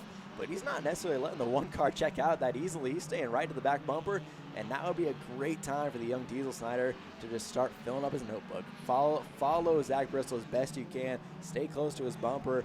Learn a lot right here. Learn about where he's getting the throttle, where he's braking. You can do so much when you're behind him, and then, hey, maybe you might be able to see where you're better than him at. You still got 7 laps to go. It's a long time around this boot course. Might be able to find a way to get back around Zach Bristol and hang on to that final transfer spot, or that final podium spot. Yeah, and you can see both from the picture on the left and Snyder's in-car that Bristol is taking very loopy corners, starting out very wide and then making the cut down. Coming in early, that car rotates quick and he's able to keep more momentum through the turn. That's part of why he's been able to weave through this field as well as he has. Yeah, exactly. I mean, that's just experience, too. He's able to pick that right racing line where he's able to keep the most momentum up, keep the most speed up. He knows what works for him. And there goes Cody Hoops in that freshly painted white and red car, trying to look to the inside of House and Plug, I believe, for the 5th position. As they're moving forward, the 03 versus the 10 car. It's Cody Hoops on the inside, House Plug on the outside. As they go down the front straightaway right here, coming right into your living room. As they go right around this inside hairpin corner with just 5 laps remaining. Cody Hoops moves his way up to 5th. Hoops showing again kind of that same principle. Watch how wide he started before he came in through that corner and kept a lot of speed in and through it. Now, they might end up downshifting there. You haven't seen the cars like diving down the front suspension, kind of lowering as they get in the corner. So they might just be using their gearing to slow them down to the points where they need to in through that corner while keeping their foot in the gas. As Hoops picks up a spot, there once again, the white and green machine of Brad Grewell, who's a ways away from slower traffic and has nothing but good looking in his rearview mirror. Is 2nd place Christian Miller and 3rd place Zach Bristol, not particularly close to him, as they're going to battle for that spot. Yeah, this is great for Brad Grewell. Not great for Christian Miller, seeing Zach Bristol come up and fill your rearview mirror as they go down turn 1. Christian again struggling underneath that braking zone. Just not able to keep that car down to the inside. Able to keep the momentum built up, though. Got to keep the inside line here. We'll see what Zach Bristol is able to do. You see him take that big, wide entry into that left-hander. Going to get a good run here, possibly. You see the lap cars in front of them. We'll see how much of a factor they have to play right here. As there goes Christian Miller, that white car with the red hood coming down towards the living room. As he's going to go here into the left-hander with just 2 laps to go. That's all he has to do to hang on. As the lap cars in right in the way now, the 77. Trying to get around Bobby Hauck as Miller looking for the spot to get by. Hauck right in his line. Bristol looking forward and coming back in on the battle is Diesel Snyder. Snyder using that opportunity to close way in on your top 3. So it is Miller and Bristol, podium machines here early on in the season. 4nd is Christian downstairs past Hauck, bringing Bristol with him, and Snyder in 4th, looking for the final podium spot here on the final lap. Yeah, we'll see what these guys are able to do. Meanwhile, Brad Grewell cruising to a victory. 2nd, 3rd, and 4th place on your screen in a great battle. And even 5th place right there. Cody Hoops looking for the final position right here. There goes Brad Grewell, the green and white car coming across his checkered finish line. And here we go. Looks like Christian Miller's going to be able to hang on for 2nd over the 1 of Zach Bristol. And it looks like maybe Cody Hoops the line for 4th place. Yeah, give it to him. Congratulations to him on his first race back. Snyder will have to settle for 5th. So we'll take a couple of seconds. Top 3 making their way downstairs to the Angel of the Winds Casino Resort podium and Derek T. Well, Zach, we were talking beforehand. I know this isn't first, but you were talking about fighting to get in this car, fighting to get up here, fighting to always be running up front. Today you did that. Fought your way through the field. Here you are. What was the battle like with Christian? That was awesome. Chris is like a brother to me. He's a teammate, whatnot, and got him in the heat race. And I told him, like, man, do not give it to me. You got a great car. You can hold me off. And lo and behold, yeah, he held me off. That was absolute blast. And also look at my mirror, seeing Diesel. Kid's only like 15 years old. He can wheel it. And my good buddy Cody Hoops, good to see him back out here too. It was a fun battle up there. Certainly a great show for all of us up here in the stands. What does it take running a Hornet around a course like a Boot with so much uncertainty when you go into the night? You got to take chances. Hole opens up. A lot of, at least the first like 3 rows, whatnot, they kind of take it easy, get in the corners. You got to take a risk, take a chance when you start winning the back, like me and Dan and a bunch of the other guys. And just, if it works out, cool. If not, well, you're still back there and try and make it work from there. Feels like week after week we see this one car here on the podium. Who would you like to thank for that? First of all, Rich's Car Corner, Little Car Corner, Tommy Hibbs. We blew the transmission up last week, had a borrowed car, and they slammed on that car to get it back out. Obviously still quick as ever. Gourmet Latte, Bennett Design Construction, Village Transmission.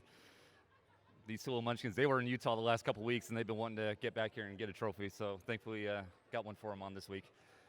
Third place driver of the number 1, that's Zach Bristol. All right, Christian, we were here opening night. We watched you go from the back of the B main in a car you weren't certain about to third. Here you are again, fighting your way back through the field. How is the car coming together in these 3 races? It's coming a long way.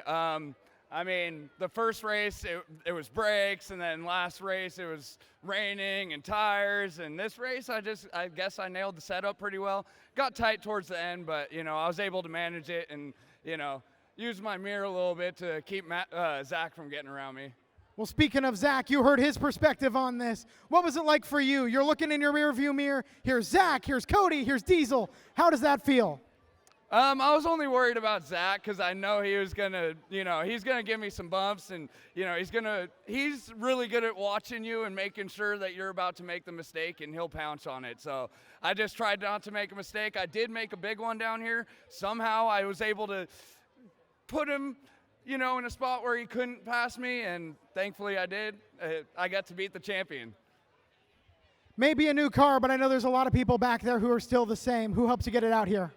Yeah, I gotta thank Turbo Espresso, Fast Eddie's Tire Pros, Exterior Wall Systems, Blackwood Builders Group, Gardner Homes, Kenny Shoe Car, my team, Hornets Nest Racing, and my family for supporting me.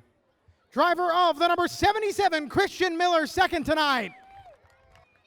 The best word, domination. You came out here in practice, you put down a good time. Not the same in qualifying. The car came back alive for racing. How'd you help that get together?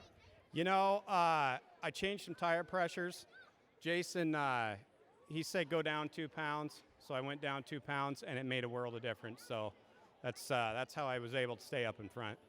You put on a show up there, but not without getting by some early troubles there, fighting your way through the field at the start of the race. What was that like? You know, it's different every time. I mean, you just got to fight your way through and hope for the best. Hope for no yellows, because once they stack back up, you know, your chances are so. Now, as a Hornet driver, what is it like to practice, qualify on the same course? You swapped to the Boot here right before. How does that make you feel? To be honest, I don't like it because you're qualifying on a different than what you run, you know? So it makes it hard for setup. But, you know, you do what you do and go out and beat the piss out of it. Regardless of how you feel about the course, you certainly dominated on it. Who's back in the pits helping that happen?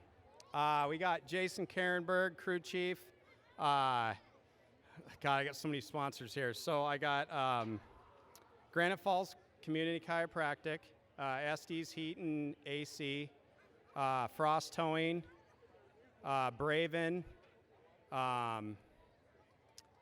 Garage Force, Brandy Hood Promotions. There's one more. I don't know, family, friends, you guys. I mean, without you guys, we don't want to come out here. So thank you guys. Love you. Race winner of the A main event. That's the G2, Brad Gruhl. Thanks for hanging out with us here on Home Track Heroes, Seattle 11, your home on Sunday nights for racing here from Evergreen Speedway. Kyler Hope with us this week, Caleb Hart with you, and we are ready for the Buzz Inn Steakhouse Stinger 8 main event. They go 30 times around the most dangerous intersection. Of course, our program here at Home Track Heroes, brought to you by Gene Johnson, Plumbing, Heating, Cooling, and Electrical. Kyler, who we got front row of this one? Yep, the most dangerous intersection on the planet, like you mentioned. The 4th different course you get to see tonight, which is exactly what you get when you come out to Evergreen Speedway. Be sure to come out in person. On the front row of the Buzz Inn Steakhouse Stinger 8 main event, we got the 151, the Cody Weldon out of Arlington, sponsored by All Ply Roofing LLC. And then the 8, Jacob Funk out of Mill Creek, Washington. Second row, you just saw him, but you get to see him again. Lucas Housen Fluck out of Lake Stevens, the Edwards K&S Construction 03. Devin Jenkins next to him, the 195 out of Maltby, sponsored by PNW Traffic Control. Then we got the 16 out of somewhere, sponsored by something, a Bill Bleem. Is outside the 85, Hunter Jenkins out of Monroe, sponsored by Resch Printing. The 4th row is Derek Myers, car number 73 from Arlington, brought to you by LRA Landscaping. Riley Riddell next to him, the 20 cars from Gold Bar, sponsored by DL Enterprises. Starting 9th, that is the 16 up Peyton Hop out of Monroe, Washington, sponsored by Papas in Monroe. Starting 10th, that's the 46 on Mike Hathaway out of Marysville, sponsored by Reppin Welding and Rail. From Parts Unknown, it's the 23 of Bryce Kolar, sponsored by Knack Construction. Also, Cody Hoops from Hometown, not listed, car number 10 in this one. Then we have the 21 of Matt Somerville out of Monroe, Washington, sponsored by Airport Welding and Muffler. The 102 out of Everett, that is Randy Moffitt, sponsored by B&R Drywall. And rounding out the field, the very fast, the 43, that is Damon Claiborne from Snowbridge, sponsored by Abendorf Queen, developing the horse and rider. As we get set for a lot of cars here on the little Stinger 8 course here, the most dangerous intersection on the planet. Some names that I like to see back here, like I mentioned earlier, Cody Hoops, he was the king of Stinger 8s. I'll be definitely keep my eye on that 10 car who starts pretty deep in this field. Season champion in 2017, 2018, and 2019 was Hoops here in the Stinger 8s. As we go green off the corner, team cars all on the inside lane coming into the right-hand corner as you see Funk, Jenkins, and Jenkins. You'll note them by the lovely blue lights. And look at that, the teammates are 1 through 3 here in the early going as we go all kinds of split screen action here on this very first lap. This was a one-lap race as we got some actually teammate on teammate on teammate. Wow! What are they doing? A lot of teammate drama right there. I would say if it was a one-lap race, they'd be looking great, but they ruined it in that corner there. Heck, they barely made it to the first turn without running into each other. So we know one of them's out in front. We'll figure out who the heck it is. You get a look at Hathaway in the upper left corner, and boy, they're getting awfully physical in front of him. Front bumper already getting used as Hoops getting around as Hathaway tags the back of Somerville. That'll give you a backache in a hurry. Yeah, sometimes when they go down to that north corner, that north pole, they just get bunched up, and it's just bumper, bumper, bumper. Nothing you can do about it. No one's really at fault there. It's just a product of this racetrack and this kind of race right here. As Hathaway gets a little sideswipe there from 151. Keep it going. At least spin outside of the intersection. Don't stop there. As 151 does a great job there. Cody Weldon, that was your pole sitter, to keep it straight and not fully spin it out there. Great save there by him. As the Jenkins looks like they're all up front. Maybe that's Jacob Funk. You can't quite tell. I think it's Devin Jenkins who's your top car at the moment. I think that's the 195 because he's got the little baby number, if I remember right. So that should be Devin Jenkins out front being hunted by Hunter Jenkins. Intersection already heating up. If you were a betting man, you'd be betting on the Jenkins. And speaking of that, Angel Winds Casino Resort has sports betting. Think you can pick a winner, prove it at Angel Winds Casino Resort, the only home for sports betting north of Seattle, exit 210 off of Arlington. Yeah. Great to have them on board here. Always love having them as they sponsor the podium as well. But yeah, right here, the Jenkins on Jenkins, they're not racing each other very kindly right here in the races. We got some pressure from the 16X. I believe it's Bill Bleem up there putting a lot of pressure on these guys. So maybe Hunter is the older one, if I remember right. Yeah. I could be wrong. So he's just telling his little brother, hey, get out of the way. I want to lead this race. I have an older brother, so I know how that goes. Oh, They're always bowling on you. There's no slack given, and these two are going to be battling hard right here. If I was racing with my little sister, I would punish her, run into her all over the place, use the bumper first, and ask questions later. Yeah. There's no family on the racetrack. No, right? no, there's winners and losers, and she can just be the first loser as far as I'm concerned. We got someone. Oh! The Uke tire gets hit as the hood looks like the hood came up on the 151 of Cody Weldon on top of your screen, and then the Uke tire got hit. I mean, those things can come out of nowhere. They so can. It's understandable right there. They'll just jump out at you. But the Jenkins brothers still 1-2, and then we saw the 16X right there, I think, and then we got that's Kolar. Kolar pulling up quickly, and That's someone I do not want coming up that quickly. No, Kolar, our opening week winner, very fast and just looking for opportunity. Bleem's been really quick here in the early season as well, as he's up on the back of Hunter Jenkins, who's got the red, white, and blue numbers, and then little itty bitty baby numbers. That's Devin Jenkins up in front, 1 and 2, 8 laps into this already. A lot has happened 8 laps in, and I feel like there's more coming as there's Hunter just leaning on that rear bumper coming through. And here comes, oh yeah, Jacob Funk saying Riley Rudell, enjoy the intersection or enjoy the off track. As up and coming, take a look, that's Claiborne in the 43 and Hoops in the 10. They're starting to get squirrely back there. Yeah, these are the names of the guys that you don't necessarily want to see coming out Stingray night because they're so strong. That's Kolar, Claiborne, and then Cody Hoops as they're working their way forward. The 16 car cannot see. Yep, that's a hood up on the 16. He's doing a great job of, well, he was doing a great job keeping out of everyone as he gets inside of Claiborne right there as Kolar's able to make his way forward. As I think it's Devin Jenkins still up front. Then we got Kolar battling for second right here, Damon Claiborne and Hunter Jenkins. And then Cody Hoops, and I think we lost the 16 up Bleem with that hood up. No, he's still there. Wait for a second. Just they'll come around, and still there. And he's still competitive. I don't know how he's doing it. That's ridiculous. Well, I saw a black flag being waved right there, so that's ignore it, Bill. Ignore it. Just do your thing. He can't see it anyway. Yeah, so. Exactly. Just lean the head out the cockpit. Do it like quarter midget style. You got the gangster lean coming all the way out of the car. Yeah. So Jenkins getting bullied around still. That's Hunter version. Getting bullied around by Claiborne and the 10F Hoops. We see a little bit of smoke down there at the South Pole. Looks like maybe someone got spun around as they are able to clear his contact with your race leader. Kolar really wants to take it over from Devin Jenkins, who's been the race leader since lap 1. Great job there by the young fellow Devin Jenkins. As that Uke tire looks a little out of place. Looks like I'd have to kiss my race car at some point. That's all right. We can always kiss it right back. That's not a problem. New race leader Bryce Kolar up front as he is so strong. There's a big bump right there. I think Claiborne's more racing Cody Hoops to his left and kind of forgot about the car in front of him. I'm surprised there's not a blue stripe down the Hoops car and a white stripe down the Claiborne car, because those two have just been leaning on each other all the way around this course. There's Claiborne now all up on the back of Hunter Jenkins and trying to swing to the outside. I love the underglow on that car. It makes it easy to see. Oh, yeah. As it is Kolar, Jenkins, and Jenkins, but both Claiborne and Hoops want into that top 3, and Claiborne's going to make the bid right there. Yeah, Jenkins was trying to let Claiborne by and then duck back behind him so he didn't lose the spot to Hoops also, but Hoops didn't like that. Here comes the 16 out of nowhere. From left field comes the 18, or the 16 of Bill Bleem as he got that hood put back down, and now he's back ready to race like he never left. For those of you geeks and video game fans like me, that was the total Bill Bleem, Leroy Jenkins moment. Just Leroy Jenkins out of the pit area coming through. He had a pretty good percentage of making that happen. Well, and he made it. Somehow he managed not to hit any of the Jenkinses either at the same time. It was random and weird. That is a very deep reference right there that worked out on a lot of levels. I'm glad you caught that. Intersection has a little action as it looks like it's Rudell who's about the wrong place as far as that lead pack is coming through.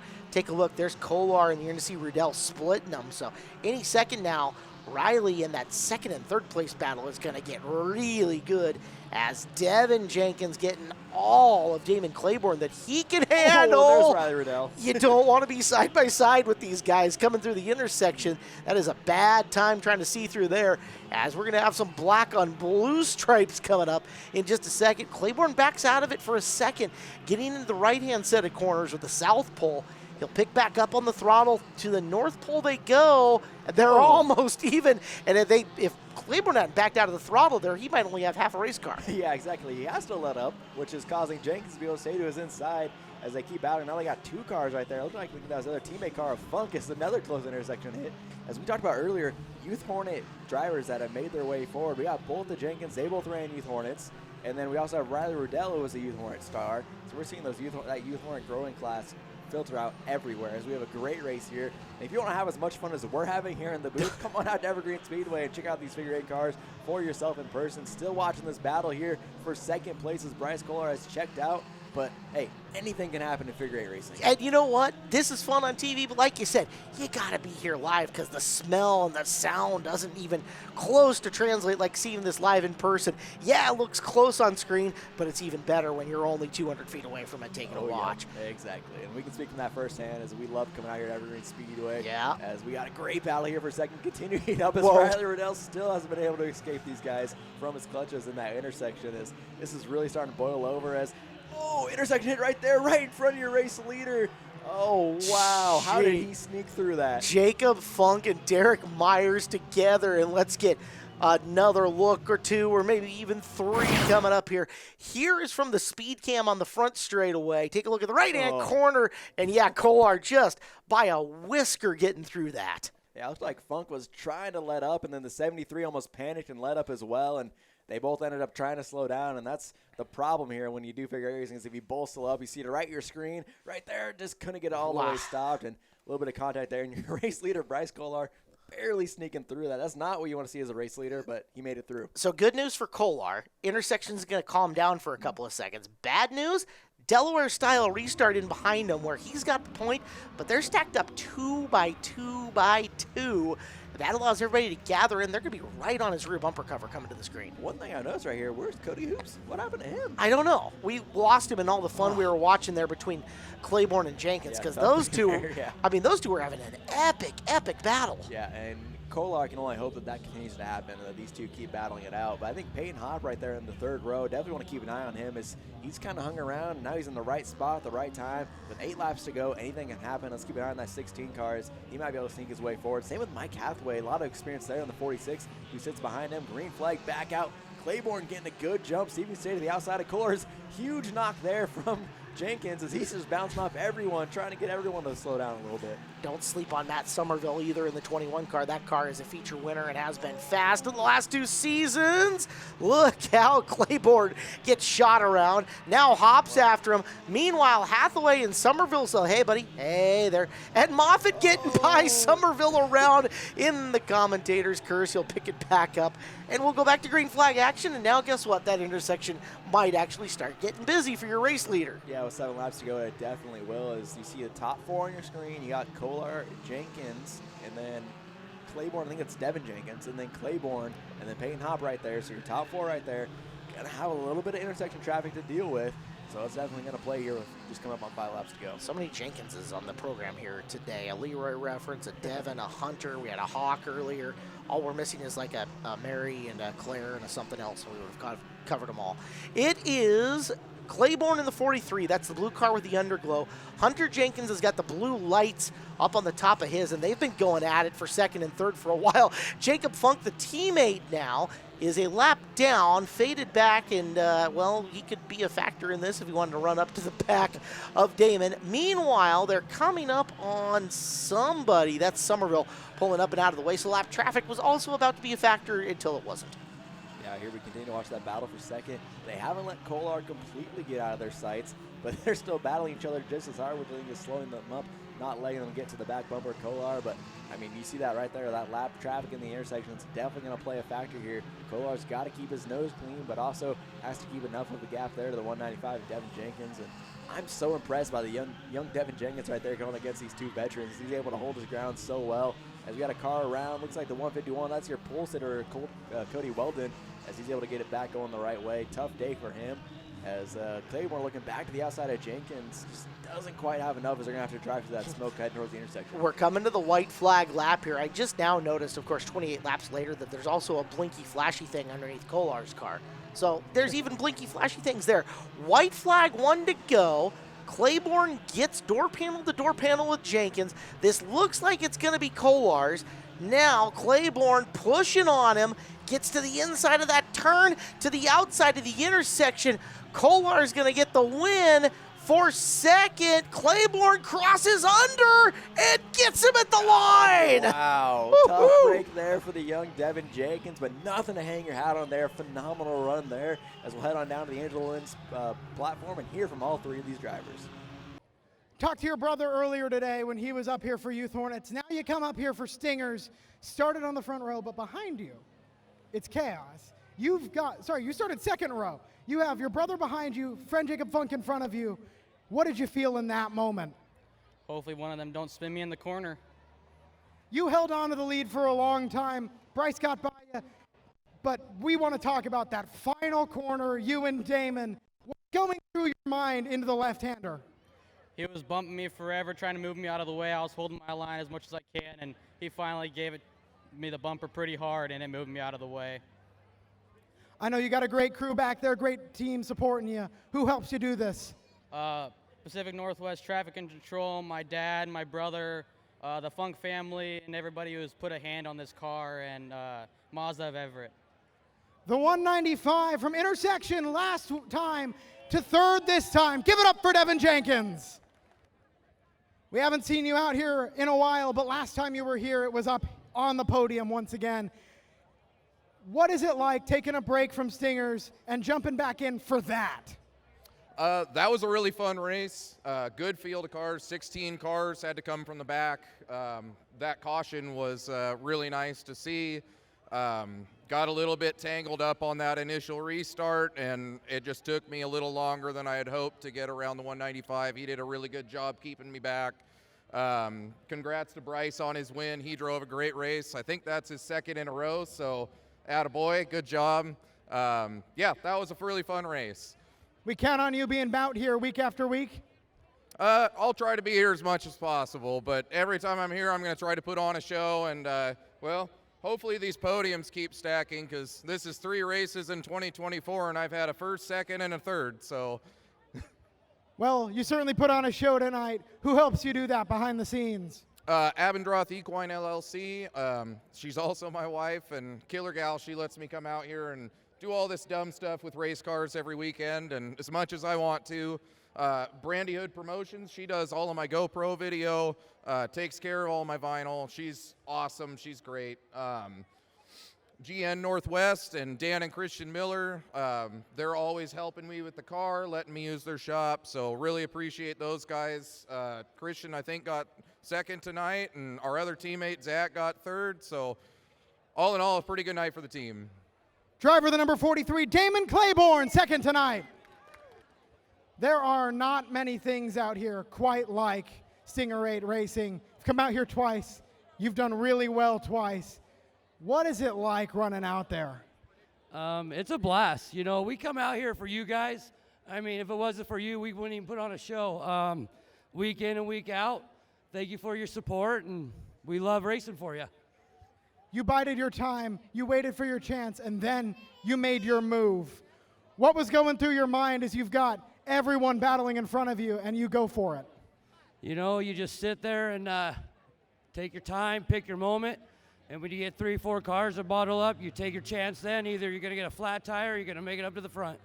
I know you got backing behind you. Who helps you get out here week after week and put on these shows? I got Nat Construction.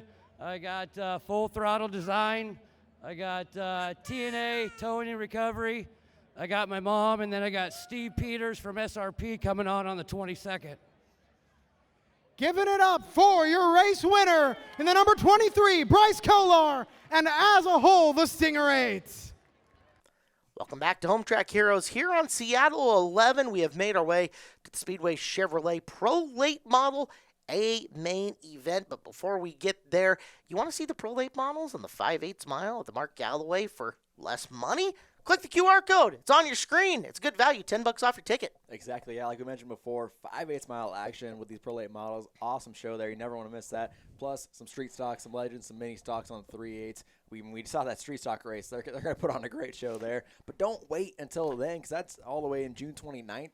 We got races every weekend coming out before then, you know. Start scoping out where you want to pick your seat for that weekend of the Galloway. I mean, we got tons of great racing every single weekend. Check out evergreenspeedway.com for the full 2024 calendar as we get set for some Pro Late models. I can hear them rolling on the track right now. Indeed. You do have to take advantage of that QR code tonight to get the $10 off. That is only valid tonight, so if you clicked it, don't hesitate. Do it right now.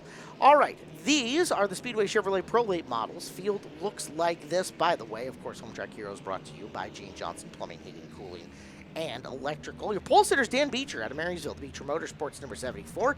And it's his kid, Nick Beecher, next to him in the 45, the Kendall Auto Group sponsored car. How awesome for them being up on the front row together. Next row, we see the 14 of Colton Price out of Everett, sponsored by Northwest Boiler and Busch Light. 18, Nama Lang out of Linwood, the J&R Truck Rentals. Third row, 12 of Chad Fitzpatrick, scored 12C. He's out of Lake Stevens, trademark RCS, the sponsor. Next to him, Haley Constance, the Joe's Racing Products, number 78, out of Snohomish. Then we got the 32 of Chase Garner out of Snohomish, sponsored by Quality Towing. The 12 of Trenton Moriarty, sponsored by Barack Reynolds Inc. And then the very hot, the very fast, the number 3 of Wyatt Garner is out of Lake Stevens, sponsored by Edwards Construction, coming off not one, but 2 wins. He went over across the state. He's able to get his 2nd win of his career on the Pro Late Models over at Tri-Cities Raceway. He won, obviously, the opening night here, so let's definitely keep an eye on that 3 car. An emotional offseason for him. So awesome to see him have such great success here at the beginning of the year. Let's see if he can make victory lane and crack an ice cold Busch Beer. Busch Beer, the official beer of NASCAR and Evergreen Speedway. Busch Beer, the sound of refreshment, crisp and cold as a mountain stream. Keep your fridge happy by stocking it with Busch and Busch Light. Busch. There you see the Busch logo on the quarter panel, that 14 car on the second row. That's Colton Price as the green flag is out. The Beecher showing us the way going down turn number 1. Colton Price getting a little bit loose there behind Beecher. I think Dan version, the 74, as Nama Lang looking to the outside, trying to take over that top or that 2nd spot away from Dan Beecher. You see Colton Price trying to follow in line behind the 18 machine as we got a very competitive field of Pro Late Models here. Full invert tonight. Yes, indeed. The 18 of Nama Lang, 8-time track champion, making his way around Dan Beecher. Down the back straightaway they go. It is Nick Beecher, then Lang. Price trying to work his way into 3rd, kicking up a shower of sparks as he's bringing Constance in with him. Outside groove, kind of making their way around Beecher, using him to their advantage here early as they exit turn number 2 down the back straightaway. Constance, Beecher, little contact sideways. Oh no, big trouble on the back straightaway. Beecher and Trenton Moriarty, what a collision that was off the back chute, and we're going red flag conditions. Red flag out right away. So you see the safety crew getting there very quickly. There's a couple replays here, being told that they're both all right. Oh, it's such a hard correction there from the 74. Not sure there's a little bit of contact or what there, but scary stuff right there. Going right on board Trenton Moriarty. Hang on tight, folks. Oh boy, yeah, you saw that he had nowhere to go. Look at the stop. Wasn't it Dale Earnhardt that said it's not the speed that gets you, it's the sudden stop? Yeah. Well, isn't that true? That was Holy a sudden cow. Stop for sure. Yeah, just looks like maybe the 74 got a little bit loose coming off the corner right there. Just gets sandwiched between 2 Uke tires. That was as tough as they come. Wow, what a collision from those two. Well, let's take a second. Both cars going to take a little bit to get cleaned up and put back away, but kudos to our safety crew and our EMS for being on the scene and doing as good a job as they do. We're going to restart this with 7 cars as the driver's going to scuff the tires, get them all cleaned up. We do understand that both drivers were alert and responsive to the EMS crews, so good news there. That's the thing you can say. You know, you can replace any part of the race car, but you can't replace these people. Exactly, yeah. So tough break there of 2 of our competitors here very early on. And I mean, that little bit of delay we had right there, getting the track cleaned up, make sure they're all right, that little red flag that came out. All these drivers now have to mentally reset, because we still got quite a few laps to go here tonight. So all these drivers have to mentally reset here, and that's kind of tough, you know, sometimes. So maybe keep an eye on some of our veterans out there who've been used to this in these conditions before, but someone maybe like Nick Beecher up there leading the field here. He's already kind of got a lot of pressure on him by showing us the green flag now, but now he had to sit through all that. What's going through his mind? On top of that, you know, I'm not sure what their spotter would have said. Hey, that was your dad that went off there, that had that wreck. That's why we're red. I don't know how much information you would have given him at that point in time, but Nick's got a job to do now. His job is to either bring this race car home in first place or bring it into the trailer complete. So he's going to be on the inside, and big pressure to his outside in the form of Nama Lang. Going to go back here to the quad box on board with Colton Price, Nama Lang, and Haley Constance. So 3 of our top 4 right here as the green flag is back out in the air here in the Speedway Chevrolet Pro Late Model main event. So this is going to do it does a couple of things. Obviously, you had that little timeout, which you talk about, having to get the cars warmed back up and ready, the mental reset that goes on, but this actually changes the scope of the race as well. You're not going to get lap traffic now, right? You already had a shorter field to begin with. Now, given that you've already got a couple of laps complete, you're going to have a 48-lap sprint, not a 75-lap sprint, but a 48-lap sprint to the end.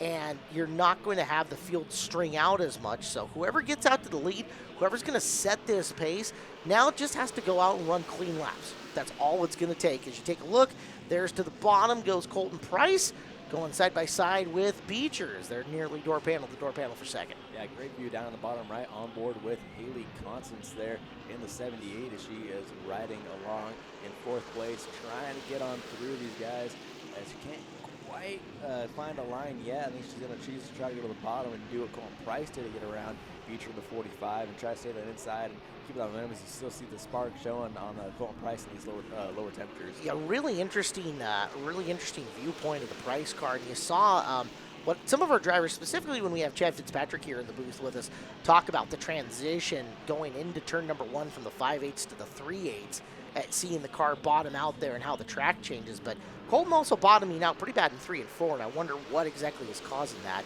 As you're taking a look, Wyatt Gardner started 9th, restarted, I believe, 6th on that last one, and is now past Constance for 3rd. Yeah, that 3 car is hooked up. He was our fast time, which means he started last, which is 9th. He was our fast qualifier and obviously won the first race out in the year here at Evergreen Speedway. So he's working his way forward in that 3 car and trying to set his sights now on the 14 of Colton Price. Still plenty of time to go here, but you never want to let that 18 of Nama Lang get too far out. No, he's going to be a guy that is hard to pass under all circumstances. Nama getting out, trying to set a pace, and if you're Nama's spotter, you got to be saying, hey, 3 cars coming, go, go, go while you can. As Wyatt's going to get side by side with Colton as they're going after it, and Gardner shoots the car into the bottom of turn number 3, and just like that, he's got 9th to 2nd in this. Yeah, exactly. Great speed out of that 3 car, able to get to the inside, hold it on that bottom line, able to clear coming off the corner. Shows how much that 3 is able to get back to the throttle early on the corner exit and able to gap them. You see the gap grow right there as they go down the back straightaway. Here comes Haley Constance now getting back up to 14. We'll see if she's able to get around Colton Price, that 3rd spot on the podium. Runner-up on opening week was Haley, and a good drive for her as she's looking to get back to the podium, like you said, working on the back of Price. Price down the back straightaway and into defense mode to try to keep Haley back off and away from him. Early still in this one, we're only about a 5th of the way through, plus some, as Colton Price for 3rd in the 14, Haley Constance 4th in the 78 car, doing battle for 3rd. Yeah, don't look now, but Wyatt Gardner starting to close in on your race leader, Nama Lang, that 3 car of Wyatt Gardner out of Lake Stevens, doing a great job closing that gap, not pushing too hard, but able to push enough, and trying to take over that that 1st spot as we see Haley Constance get a little bit loose on entry behind Colton Price and lose that gap a little bit, but right here's the battle for the race lead. If you're Nama right now, Wyatt's made every one of his passes on the inside. You kind of want to force him to drive up and around you. Don't open the bottom up enough. Wyatt peeking down low going into 1. Nama gets down, and you can see left side tires all the way below the white going into the corner. So he knows he wants to make Wyatt try to pass him on the outside. He's going to try to keep the low side as defended as he can, but Gardner just has so much speed. That car rolling so well here early in the season. Yeah, exactly. And like you see now, Nama almost made a little bit of adjustment there last time out of 3 and 4. Didn't go quite all the way up to the wall like he has been. It was about maybe a half car length down a little bit lower, trying to keep that inside line protected from Wyatt. You see Wyatt looking really low this time by, trying to get down into the corner. Just is not quite have enough to get there yet. As Colton Price almost likes what he sees here as these two start to battle out. Maybe Colton can get back in and battle for this race win. Yeah, if those two end up spending as much time messing around with each other as they can, Colton can come up and make it a 3-car battle in front. You saw Nama started bringing it back up higher and then kind of squaring his way into the corner. And again, all he's trying to do is keep the low side closed to Gardner. He knows that if he opens it up too much, Wyatt's got enough speed to drive underneath him at any time. He wants Wyatt to poke his nose upstairs. Again, have to get around him on the long way around the racetrack in the middle. That's why you see that car down as far as it is. Again, you saw the left side tires for Lang off the inside of the white line underneath it, getting into 3. And here comes Gardner finally poking his nose upstairs. Yeah, Nama's just trying to hang on long enough to make Wyatt have to go up top. Wyatt's waiting long enough for Nama to make a mistake to where he can go on the bottom. But now Wyatt's like, hey, I'm trying to get pressure from the 14 car. I need to start looking to get around this guy a little bit quicker.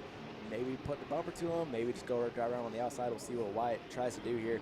And one move he could try to do is as they start to get off the corner like he did right there, a little nudge from Nama, loosen him up a little bit, and then Wyatt's able to get the throttle down and get to the inside there. You have a new race leader. That's a 3 Wyatt Gardner. And I think you caught on something big there, is that somebody got in Wyatt's ear and said, hey, 14's coming and getting closer to you. time to go. No more screwing around. Find your way around the 18 of Lang and go. That way this doesn't become a 3-car battle. It stays a 2-car race, and that's exactly what Wyatt did. Have you noticed everybody that Wyatt gets next to, he doesn't spend any time with them side by side. Like, he clears them within half a lap. It's pretty impressive. Yeah, and I think part of that could be the drivers don't want to get stuck on the outside lane. You know, some models up there, you're not quite as clean of a racetrack, so they want to just tuck in line and start following us. Here we look at the battle for third. Haley Constance had that mistake earlier in the race, but now has gotten things straightened out and caught the 14 Colton Price all up underneath the back bumper from trying to get him a little bit loose, trying to find a way around him. Might do what Wyatt just did to Nema, give a little bit of a nudge, get the car loose, and able to shoot to the inside and try to make the pass. She's looking at the inside of Colton, trying to find a way around, just does not quite have the speed to get all the way there yet. She is there, though, as she arcs the car off a half groove lower than Colton, coming off of 4. She's after him going into 1 and 2. And Colton's keeping Nema within striking distance as well. So those 3 cars really starting to do battle for just 2 positions up in front of the field. Constance looking for room underneath Price, and another little tap coming through the corner. She'll work her way to the inside here in turn number 1. Way downtown to do it, but she now has the groove, at least on the bottom of the racetrack. Yeah, and Colton doing a great job there, not completely pinching her off, but staying really tight to her, making her stay down low, not giving her a ton of room to work with. Make it hard for her to make that pass. Nema Lang likes what he sees. He's able to open up that gap a little bit from the 14, because Colton was catching both of Wyatt and Nema Lang, but now he's going to lose a spot to Haley Constance. That 78 is really strong early on this year. Yeah, and she gets stronger as the race goes on. One of the things was shortening up our lap counts this year in the division. Here on the 50 lappers, you have absolutely no need to conserve. Just go, and especially if you're on a crate motor, you don't really have all of the power that you need to burn off that tire. You got a 50 lapper on the 3/8, pedal down and go for it the whole way through. And even to the extent, Wyatt, I know, has got a big motor in. I believe he's on a 525. Wyatt can just hammer down most of the time as well. He doesn't need to save as much as they would, and it's made for a less tactical, but in my mind, a more entertaining race. Exactly, yeah, and you see here that 2nd, 3rd, and 4th place on your screen. Wyatt Gardner, like you said, he just be hammered down. He's checked out. He is gone from these 3, as Haley Constance seems to be the fastest driver on track, minus the 3 cars. She caught back up to the 14 Colton Price, passed him for 3rd.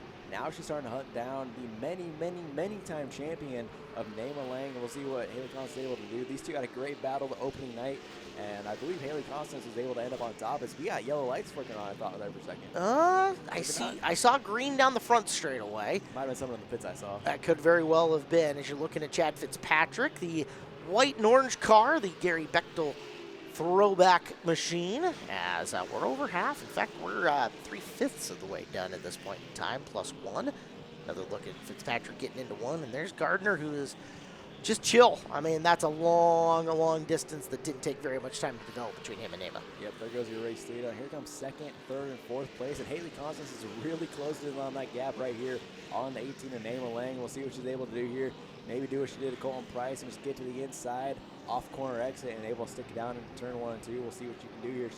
She seems to be really strong getting off the corner, has really great throttle control, and there she goes down the inside of Nema Lang, and Nema's going to give her no room. A little bit of contact between the two as she slows up, lets him gather back in, and now it's going to keep applying the pressure on there. Great save from Nema Lang. Nema was still clear getting in the corner, and that's important there. Now she's going to get into the left rear coming off the turn. There's the move to the inside as Constance going door panel to door panel with him way down underneath the white going into turn number 1 as Constance going to pick up the spot, but those two racing physically here coming off of 4. Lang now tucks into line, gets a little shot in the shorts from Colton Price as they roll through 1 and 2, and into the back and around goes the 78 of Constance. Oh my. I mean, I don't want to say that was on purpose, but I don't think the 18 was slowing up at all going into that corner. Well, you look at it, and I'm playing devil's advocate here, as you're going to get the in-car look from Constance, but contact had occurred previous to that as well. Here's the look from Nema's point of view. As they get into the turn, he's a half groove underneath, and definitely got into the left rear. And it really doesn't take much either, so, I mean, he could have just closed a little bit sooner than he thought he was going to, but oh well. We got a great race. There's 15 or 16 laps to go here. When we come back, you won't want to miss any of it. Final segment here on Home Track Heroes on Seattle 11 for this week. Glad you guys are here with us. Welcome back, Kyler Hope. Thank you for being with us all week. Caleb Hart, and we are ready to go. 15 more laps. Speedway Chevrolet Pro Late Model A main event, and fresh off some fireworks right before that commercial break. Now it's just a sprint for Wyatt Gardner to try to bring her home. Yeah, exactly. And we talked about Haley Constance, Naima Lane. They got into it week 1. They got into it again here. So, I mean, that might be a rivalry we can keep an eye on all year long. Both of them now at the back of the pack. They got to work their way forward. They don't have that many laps to do it. Only 15 to go here. They do not. Gene Johnson Plumbing, Heating, Cooling, and Electrical, your sponsor of Home Track Heroes, the name you can trust since 1976 for quality service and peace of mind.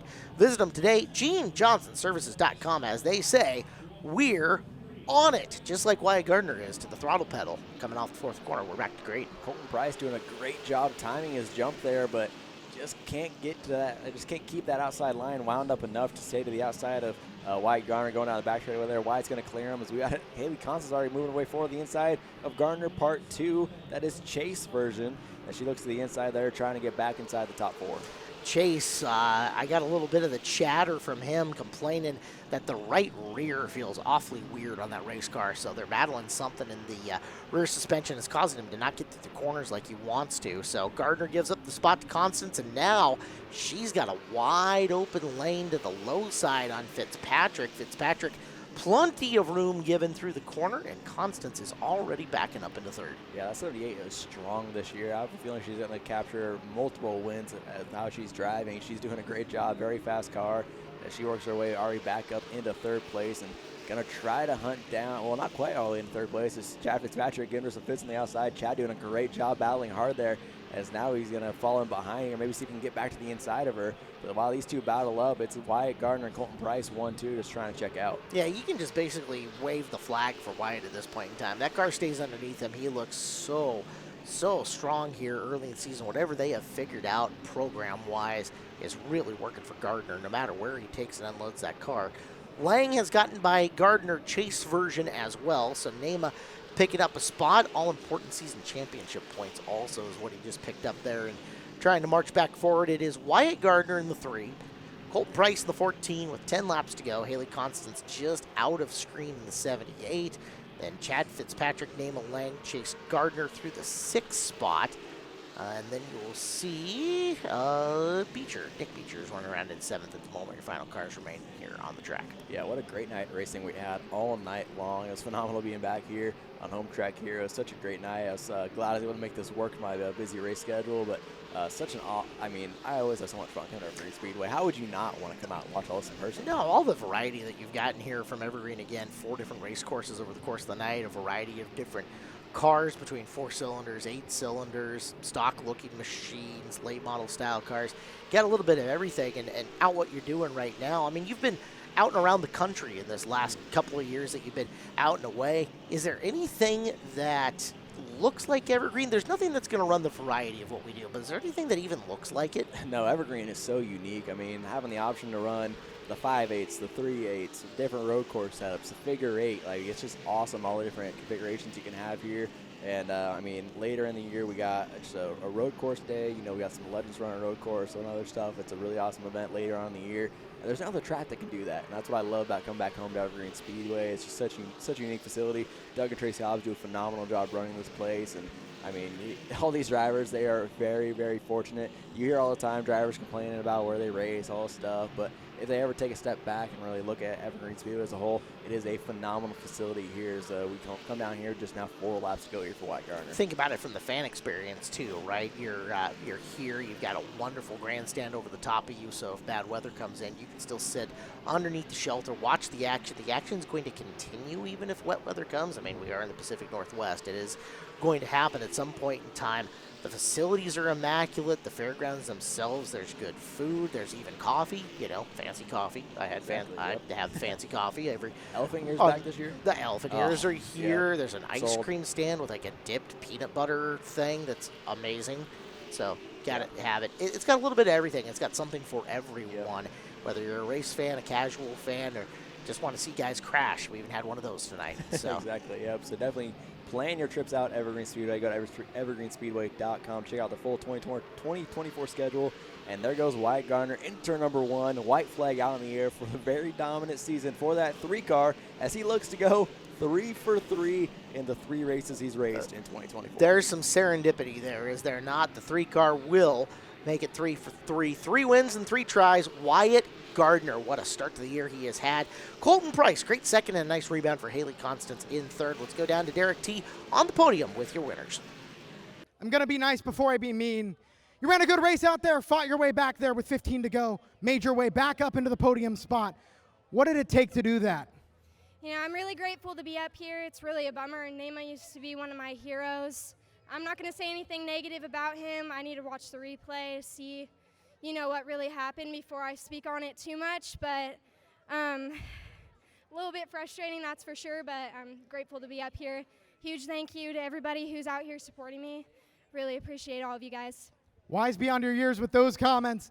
Driving that number 78 machine, you've done really well here in these past few races. 2 podiums to show for these 2 races. Who's helping you get that done? Yeah, a huge thank you to my dad and Gabe. They work their butts off in the shop with me all week to get this car almost perfect every weekend. Mazda of Everett, Central Welding Supply, Joe's Racing Products, Constance Machine, Elevate Racing Media, DeYoung Inc., and I'm sure there's a bunch more. Thank you to Evergreen Speedway and everybody who comes out and supports every weekend. I appreciate all you guys. Thank you. Driver the number 78, Haley Constance, 3rd place tonight. 15 to go, you go from running 4th to lining up on the outside of Wyatt Gardner. What's going through your mind on that restart? I just got to keep calm and cool and collected. I still got a job to do. There's 15 to go. The checker's not out yet. You and I talked before the race tonight all about how you were trying to shake this car out, get a feel for what it is. How are you feeling about it right now? We got something to work off of. It's still not the greatest thing in the world. You know, it got handed to me at some point in the race, so I'll take it. It's we got notes to work with, and hopefully make it better for the next one. I've got 2/3 in a second. I'm just missing one, and that's the one I want. Well, there you go. You'll surely be up here once again. Who helps you do that? Oh, man, I got to give a big thanks to Busch Light, Northwest Boiler, D2 Foundations, Roach and Bishop, Bill Hunt keeps the motor running good. She ran good tonight. Oh, man. Tracy DeYoung for getting me vinyl the last minute. The car was bare as of last night, and we were at the shop till 1 o'clock in the morning making sure this thing looked good today. And just everybody.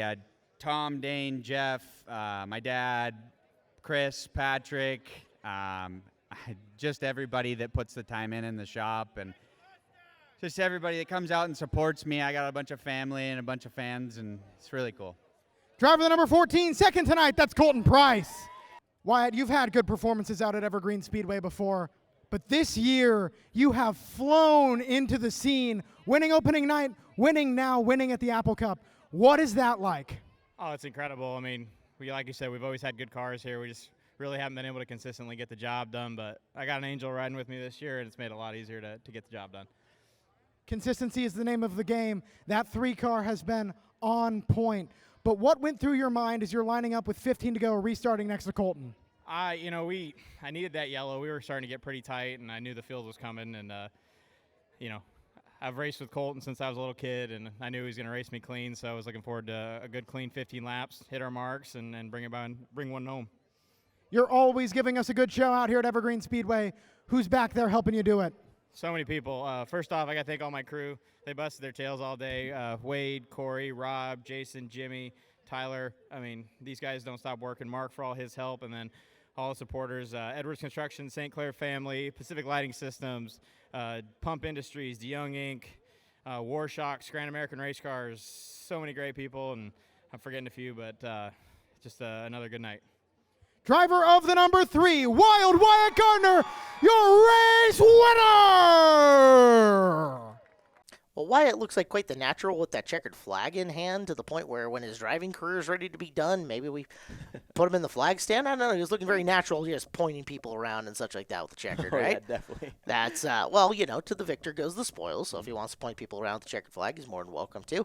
Kyler, thank you. Appreciate you coming back and being part of us and being part of the Evergreen family, now and forever. So. Oh, yeah, well, it's always great. Like I said, always great coming back to Evergreen Speedway. Next week, you can watch on Home Track Heroes DriftCon, the first drifting event of the year. Definitely going to tune in for that. Yeah. Kind of a different spice. Danger Ben White will be back here in the booth with Caleb Hart. And the next time in person on the 27th, it is Town and Country Tractor Night. Wing Sprint cars making their season debut. And then you also got some Legends, Mini Stocks, Super Stock Figure 8s, and Youth Hornets coming back for the night. Indeed. It was going to be a good time. Look forward to Danger Ben White coming in here. The big bounty tournament coming up here on Home Track Heroes next week. Big thank you to Hill Street Cleaners, who sponsored the live action on the track here this week. And, of course, can't thank the fine folks at Gene Johnson Plumbing, Heating, Cooling, and Electrical quite enough. For everybody behind the camera, for Derek and Griff on production, for Kyler Hope, I am Caleb Hart. We'll see you next Sunday, 5 o'clock, right here for more Home Track Heroes on Seattle 11.